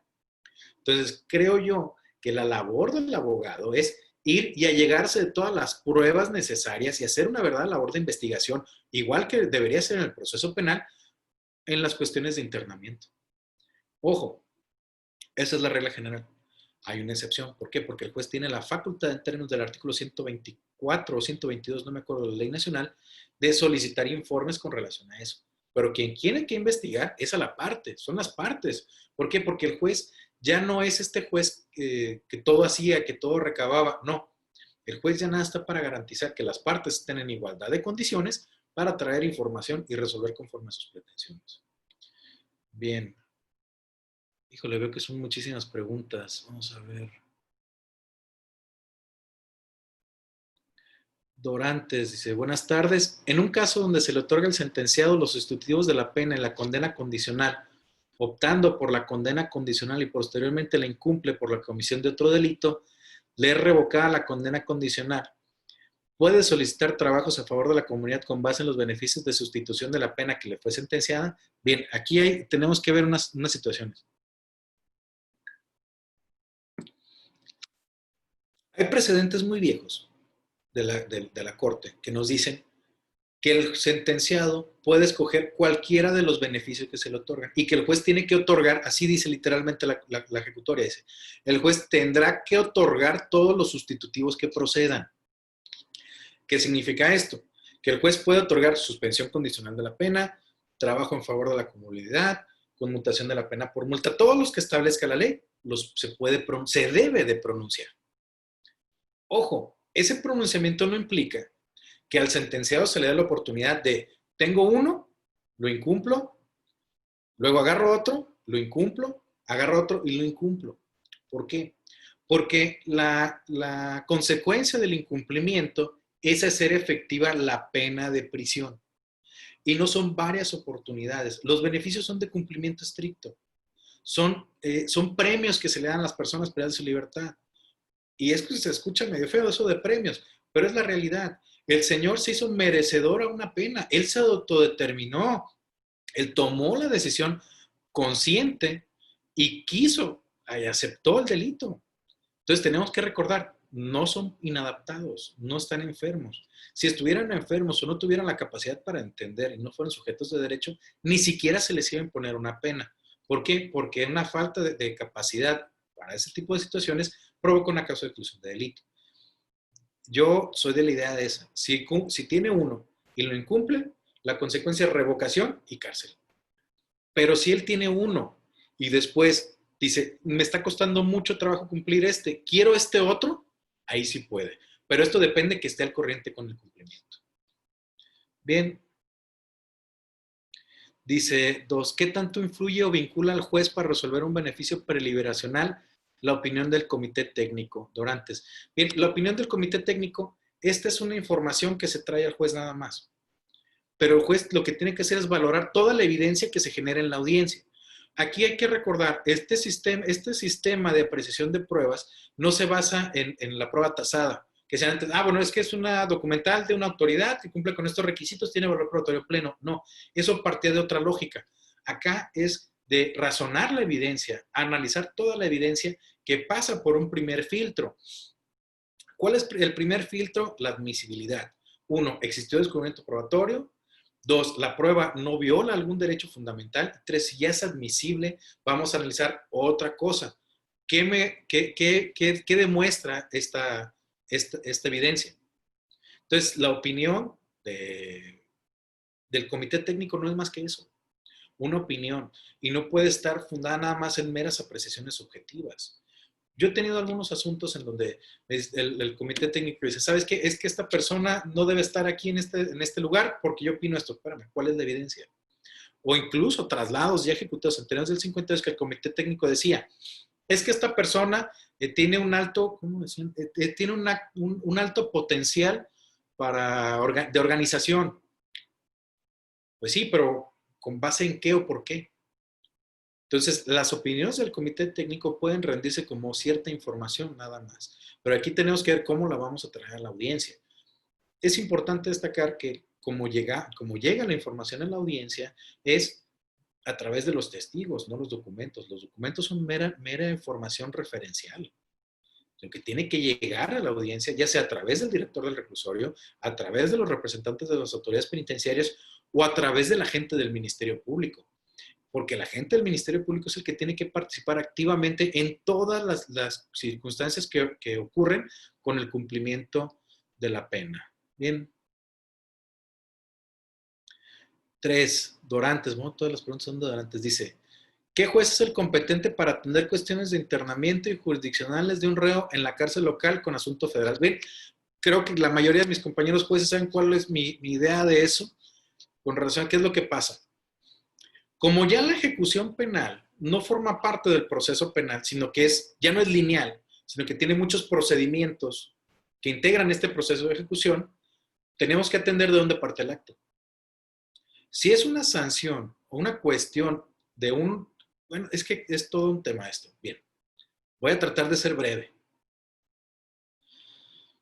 ¿Qué es lo que pasa con la cuestión penitenciaria? La cuestión penitenciaria, los estados y la federación actúan en un plano de coordinación. La federación no está por encima del estado, en este tema no, porque es un tema que abarca las políticas de seguridad pública. Tratándose de seguridad pública, las autoridades de todos los ámbitos de gobierno, municipal, estatal y federal, tienen libre autodeterminación, se pueden coordinar. Incluso esto le da sentido a un precepto constitucional que nos dice que las autoridades penitenciarias estatales y federales podrán celebrar convenios de colaboración. Estos convenios de colaboración son muy similares a los convenios de colaboración fiscal, en donde una autoridad estatal se pone de acuerdo con otro estado o con la federación para pactar ciertas concesiones. Actualmente hay convenios de colaboración de la federación con todos los estados, pero entre estados no hay. ¿Qué pasa? La federación le da recursos a los estados para que en sus penales tengan a personas sentenciadas por delitos federales cumpliendo ahí sus penas. Entonces, el estado nada más se obliga a tenerlos ahí. y la federación se obliga a darles dinero. ¿Qué es lo que pasa con una cuestión de internamiento? Cuando se sanciona a una persona porque incumplió un reglamento de un penal estatal, lo que se está generando es un acto de una autoridad estatal, porque es el director de reinserción social del Estado o el mismo director, el alcalde del reclusorio, quien está ejerciendo ese acto. Y ese acto está fundado en reglamentos, manuales y normas del Estado. Y además de una ley nacional que aplica tanto para los estados como para la federación. Entonces tenemos, desde mi particular punto de vista, que ese acto por cuestiones de internamiento no tiene nada que ver con la sentencia que tiene la persona privada de su libertad ahí. Precisamente esa hipótesis me llevó a plantear un conflicto competencial cuando yo estaba adscrito a Cadereyta, Nuevo León, en Monterrey, que la Suprema Corte de Justicia de la Nación resolvió el martes pasado, creo que sí fue el martes pasado. Todavía no está listo el engrose, pero la primera sala dijo, cuando se trata pues, de cuestiones de internamiento, tiene que conocer el fuero del reclusorio donde está la persona, al margen de que sea un sentenciado federal. Entonces, eso demuestra también, digo, hay que ver el engrose, ¿verdad? Pero esta idea de que la ejecución son muchos procedimientos que forman parte de un proceso de ejecución autónomo de esta situación. Y esta misma situación se replica con los traslados en términos del artículo 52.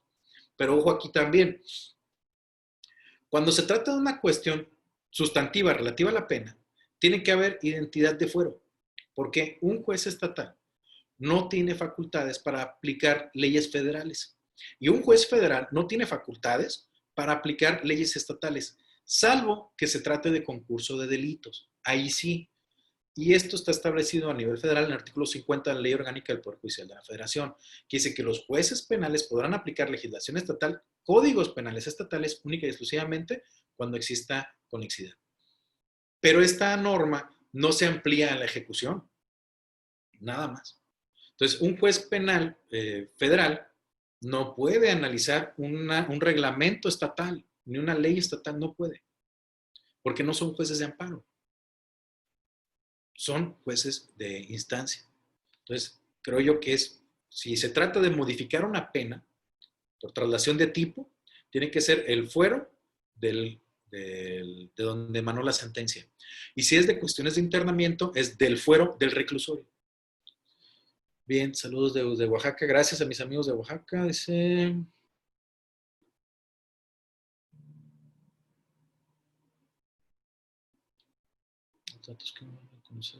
Ok.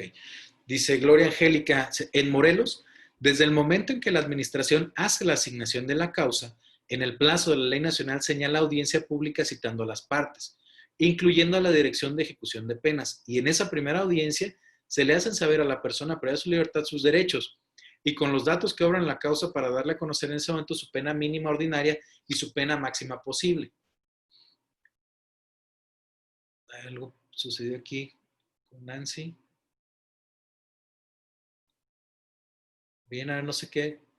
Bueno, vamos a hablar un poquito en lo que arreglamos esta situación del asunto de Morelos. Gracias. Esta situación que ocurría en Morelos, ellos implementaron algo que se llamaba audiencia inicial de ejecución. En esa audiencia inicial lo que hacían es, decían, señor, usted está aquí por esta situación. Usted fue condenado, la pena que se le impuso es 10 años, pero si usted hace esto, pues puede tener una reducción de tanto, y así se le informaba. Yo no encuentro un fundamento legal para hacer esa audiencia inicial. Yo no lo encuentro y no le veo, con todo respeto, no le veo mucho sentido. ¿Por qué? Porque al señor no le interesa saber que fue condenado a una pena. Él ya lo sabe. Ya le informaron cuál era la pena. A él lo que le interesa es saber qué día se va a ir. ¿Qué día se va a ir? Ahí le podemos decir, mire, usted, estos son sus derechos.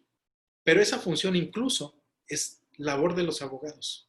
Y solamente en caso de que la persona tenga dudas, ahí se le puede explicar. Pero eso es labor de los abogados. Tenemos que dimensionar la nueva realidad de los jueces en los nuevos sistemas. El juez ya no es ese juez paternalista. El juez tiene que dejar que las partes hagan sus funciones, porque si no, no tiene ni siquiera objeto la audiencia, y la audiencia tiene que ser útil. Bien, Este ya le respondimos. ¿Los beneficios son instrumentos de política penitenciaria? Claro que sí, Marisa. Bien. Ok. Se genera un problema para aplicar, dice Víctor Manuel Palazuelos. Se genera un problema para practicarle el cómputo de pena, toda vez que el juez de sentencia también establece en el segundo resolutivo a partir de cuándo empezará a computar la pena, aduciendo la fecha a partir de su detención. Esta pregunta es buena. Miren, hay algo que no hemos explorado mucho. Los transitorios de la Ley Nacional de Ejecución Penal tácitamente derogaron todas las normas que se opongan a lo previsto por la Ley Nacional de Ejecución Penal. Si nosotros analizamos el Código Nacional de Procedimientos Penales, vamos a ver que todavía hay ciertos artículos y obligaciones que se daban al momento de dictar sentencia, que esta es una tradición que viene desde el procedimiento penal anterior, donde en el procedimiento penal anterior se dijo, ver, jueces, díganle la fecha exacta en que el señor va a empezar a cumplir su pena. Y en el sistema anterior había una situación muy particular. Yo me acuerdo que cuando instruíamos los procedimientos penales de aquel sistema, se recababan antecedentes penales antes del dictado de la sentencia. La instrucción formaba parte de eso. Teníamos que recabar todas las sentencias anteriores y toda esa información de oficio lo hacíamos. Si nosotros recabamos toda esa información de oficio, es claro que íbamos a tener ya la información necesaria para establecer cuándo se iba, a partir de cuándo iba a iniciar la pena. Ahora en el procedimiento acusatorio adversarial ya no. No hay una norma que le obligue al juez a traerse todas esas evidencias. Es más, el juez no puede traer prueba de oficio. Es una regla fundamental. Entonces creo que si nosotros obligamos a que en la sentencia se haga ese pronunciamiento respecto a la eventual concesión de beneficios y además de la fecha en que se va a iniciar y se va a terminar con la pena, vamos a incurrir en un error esencial. ¿Cuál? No tenemos esa información, ni tenemos una norma que nos obligue a eso. Entonces, creo que esa porción normativa sí queda derogada por los artículos transitorios de la Ley Nacional de Ejecución Penal.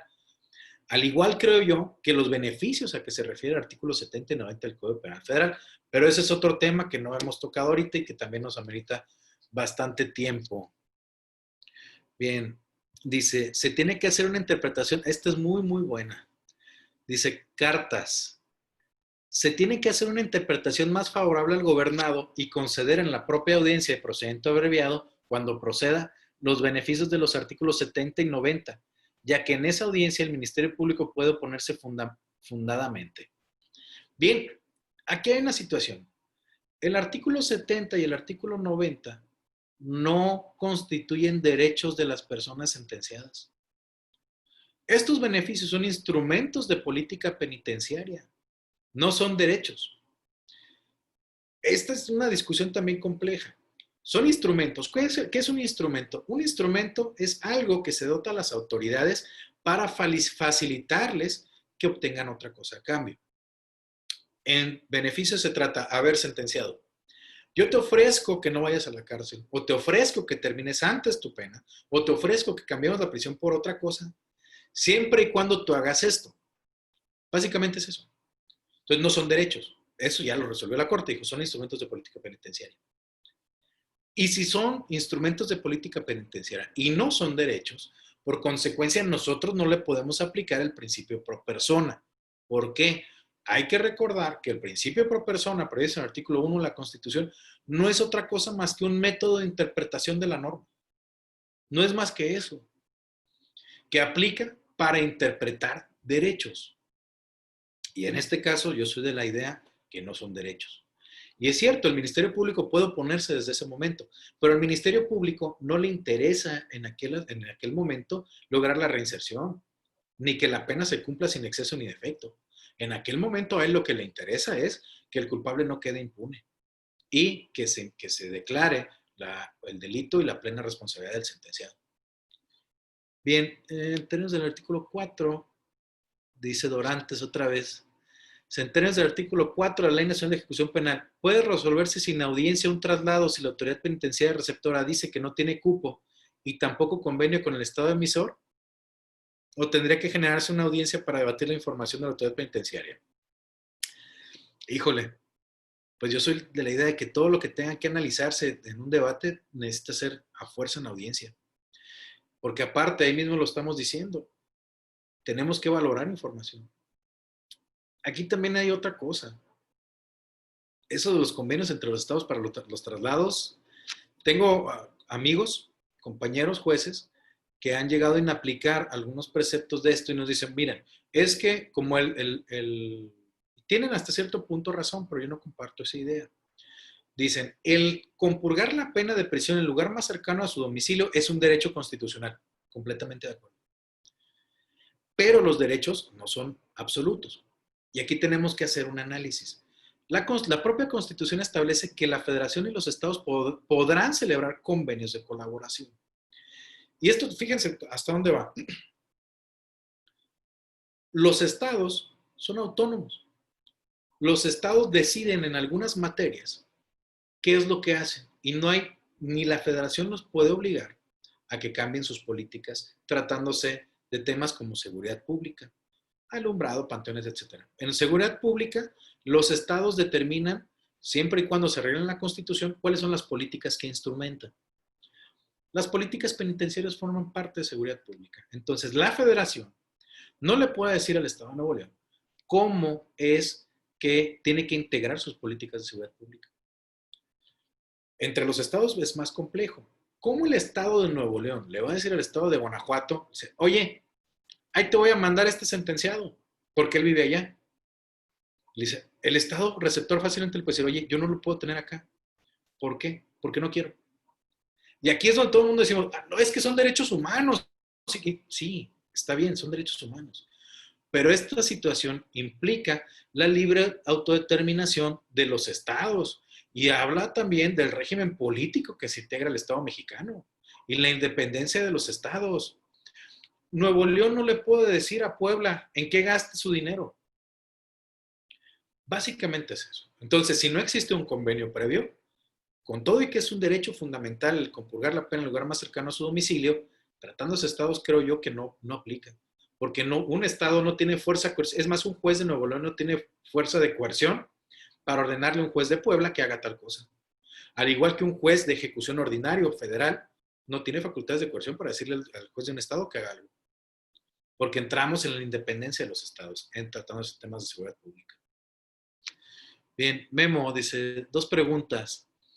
¿Existe algún caso de excepción para examinar el requisito previsto en la fracción séptima del artículo 137 de la Ley Nacional de Ejecución Penal, 50% de la pena para el beneficio de libertad condicionada? Es decir, poder acceder a dicho beneficio con un 30 o 35 de la pena para acceder a dicho beneficio. Se ha tenido excelente comportamiento. Y 2, ¿cómo aplica materialmente en la actualidad la fracción cuarta del artículo 141 en relación con la sustitución de la pena? Bien. En esto sí voy a ser muy tajante. Si no cumple estrictamente con lo que establece la norma para el beneficio, no procede. Incluso, sea un modelo ejemplar o algo, no procede. Aquí hay una situación. Fíjense, para que proceda la sustitución de la pena y la libertad anticipada y la libertad condicionada es un requisito indispensable que esté cubierta la multa. Me ha tocado asuntos en donde la multa ya está prescrita y yo no otorgo el beneficio. ¿Por qué? Partimos del mismo supuesto. No puedes inaplicar una norma a través de estos métodos de interpretación, ni aplicarle el principio por persona porque no son derechos, no estás analizando derechos, estás analizando normas que instrumentan, que establecen instrumentos de política penitenciaria, de aplicación estricta.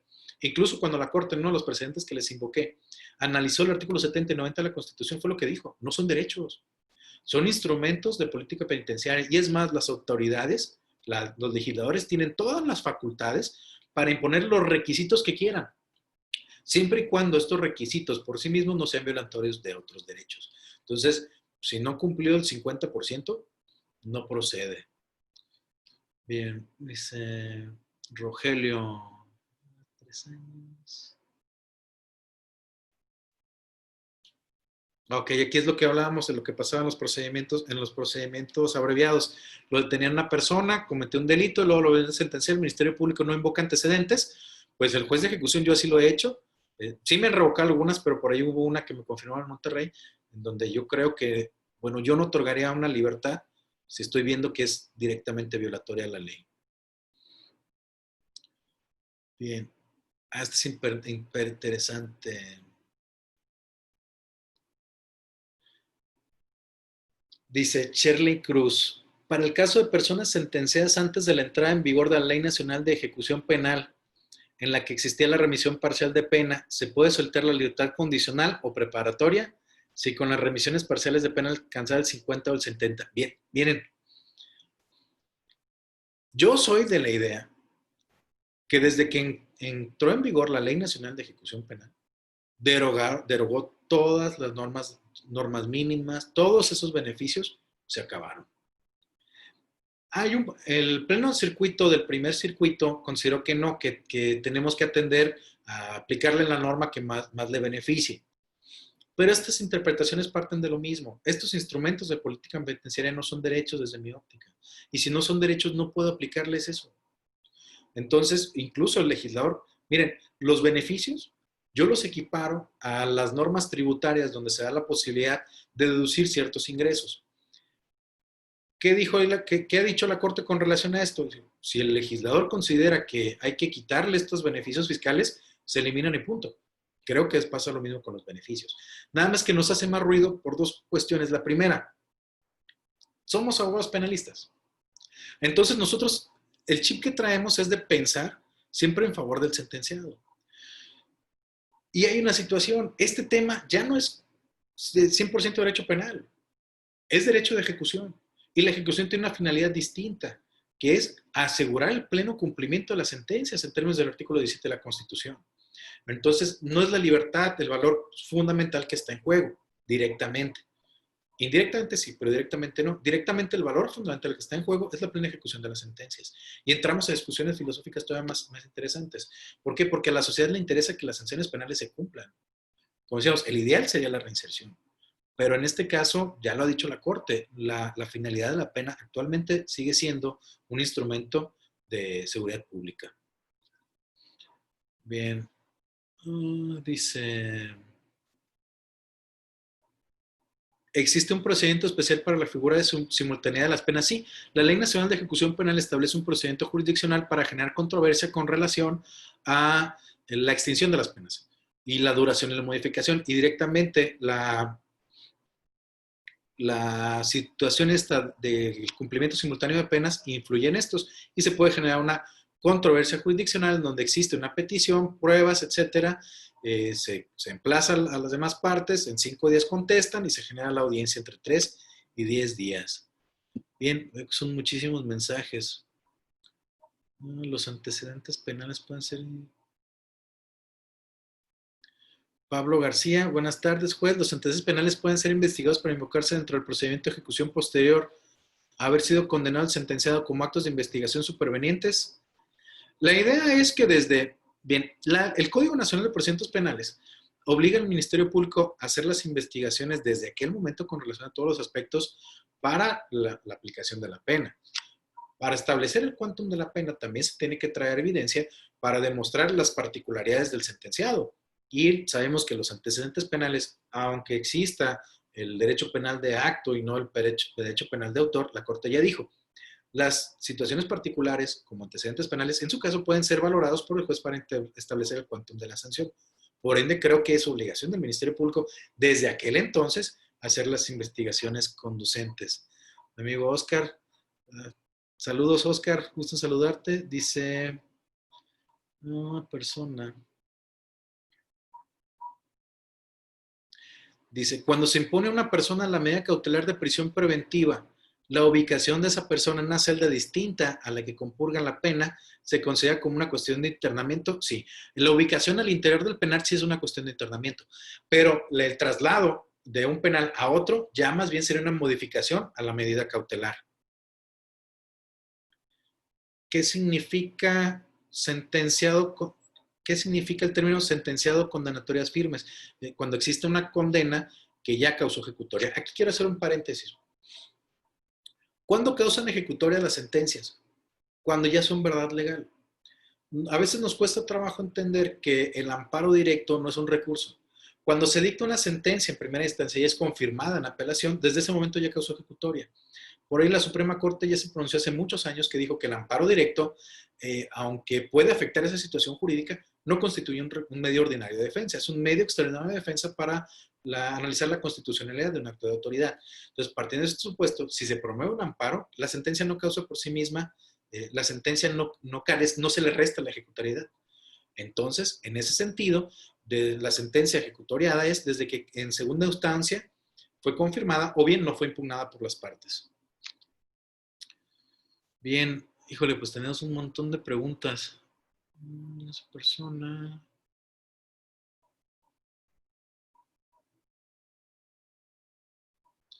Dice, Víctor Manuel Palazuelos, dice, ¿quién otorgará un beneficio de remisión parcial cuando fue sentenciado en Tijuana y se encuentra interno en el Centro Federal ubicado en Guasave? Aclarando que existe un juez de ejecución en Sinaloa. ¿Por qué el juez de Sinaloa no puede aplicar la ley de ejecución del Estado? Bien, aquí hay una situación. Tenemos que identificar cuáles son los dos factores que influyen en el proceso de ejecución. Por una parte, tenemos todos los actos a través de los cuales se modifica materialmente la pena de prisión. ¿Cómo que se modifica materialmente la pena de prisión? Es decir, cómo la temporalidad de la pena se ve afectada. Y esta se ve afectada ya sea por la modificación del tipo penal o bien por la aplicación de un beneficio o también por un abono de un tiempo de prisión que no estaba contemplado al momento que se dictó la resolución definitiva. En ese sentido, todo lo que pueda modificar materialmente la duración de la pena, tiene el juez competente para hacer esa modificación, va a ser el de la identidad del fuero que impuso la condena. En ese caso, si el que impuso la condena es un juez de Sinaloa porque se cometió un delito considerado como tal en Sinaloa, al margen de que la persona esté en otro estado, quien tiene que conocer de eso es el juez que le impuso la pena de ese fuero. Diferente cuando se trata por cuestiones de internamiento. Porque acá el acto que se va a modificar es un acto emitido por un juez de un fuero y tiene que haber identidad de ese fuero para poderlo modificar. Porque incluso un juez del estado de Sinaloa no puede modificar ni aplicar el derecho penal sustantivo de un acto de un estado que no le es propio. Bien.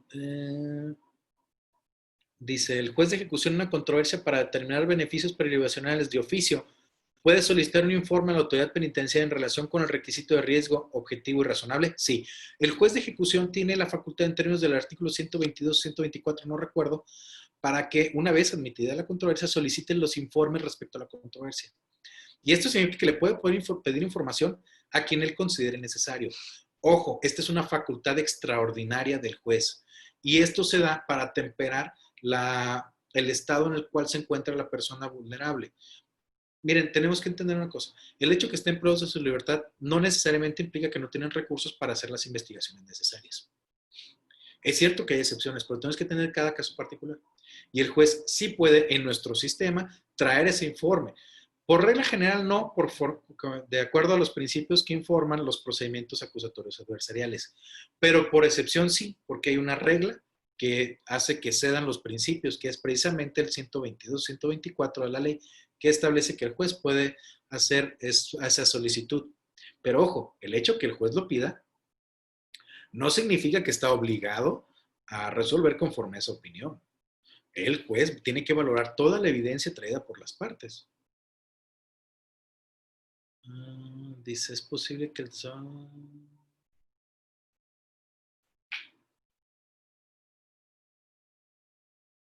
Dice, ¿es posible que el desahogo de los medios de prueba ofrecidos por la defensa para obtener la condena condicional que se quedó a salvo para hacerse valer ante el juez de ejecución en la audiencia ordinaria de ejecución, habiéndose hecho el descubrimiento probatorio respectivo con las partes, sin necesidad de hacerlo en audiencia de controversia? Miren, aquí hay que checar una cosa muy importante. El descubrimiento probatorio en términos del Código Nacional de Procedimientos Penales de aplicación supletoria a la Ley Nacional de Ejecución Penal no es una obligación ni una facultad del juez. El descubrimiento probatorio es algo que se hace entre las partes en donde el juez no tiene nada que ver. Hay ocasiones, me pasa mucho, el Ministerio Público siempre me solicita, juez, aquí están las pruebas, hazle descubrimiento probatorio. Espérame, el juez no puede tener la prueba antes. No debe tener la prueba antes. Porque si no, ya va a llegar a la audiencia con una idea preconcebida de lo que va a resolver. Entonces el juez no puede tener la evidencia. Por eso el descubrimiento probatorio se trata de que el Ministerio Público o la defensa o las partes le entreguen a su contrario esa información y no al juez. Eso partía del sistema anterior, no de este sistema. Miren, básicamente, las reglas que aplican para el Código Nacional de Procedimientos Penales son las mismas reglas que aplican para la Ley Nacional de Ejecución Penal.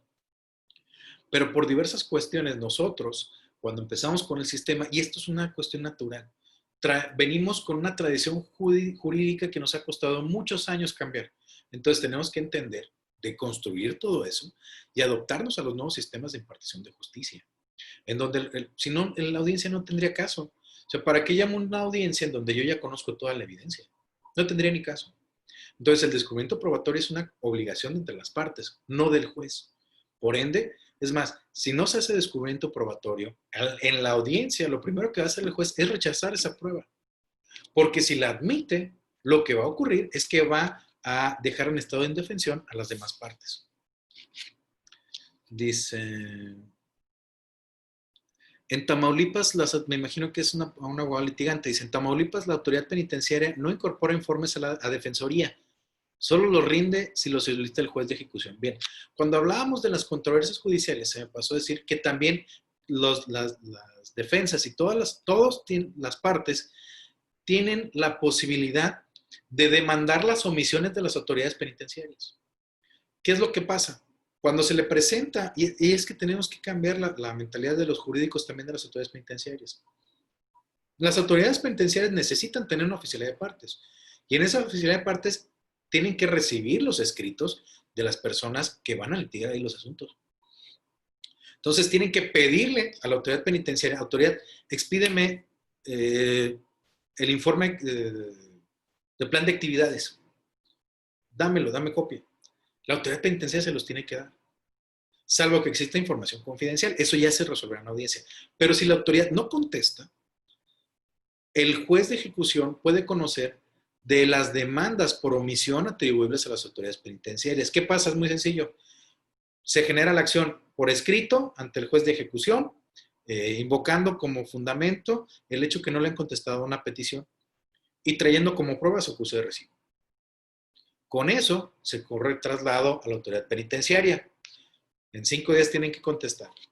Y vamos a audiencia. ¿Y ahí qué se va a hacer? A ver, el señor le presentó una petición, sí, ¿por qué no se la ha contestado?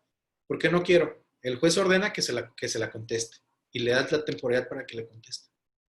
Pero esto cuesta mucho trabajo porque las autoridades penitenciarias son celosas de la información. Entonces, los litigantes y las partes tienen acciones para acudir ante el juez de ejecución contra todas esas omisiones, porque la regla general es que quienes tienen que traer toda esa evidencia son las partes, y de forma excepcional el juez puede solicitar informes, pero no se litiga en este sistema de ejecución con base en que el juez trae toda la información y las partes llegan a ver qué pasó. Eso no funciona de esta manera. Dice... No se supone. Dice Domingo Abarca, no se supone que es una audiencia concentrada para hacer el descubrimiento probatorio hasta antes de la audiencia, porque de alguna forma el juez de ejecución, por el hecho de recibir las pruebas, no significa que esté pronunciando sobre su admisión. Efectivamente es esto. El descubrimiento probatorio no se hace en frente del juez. El descubrimiento probatorio es una acción previa a la audiencia. Bien.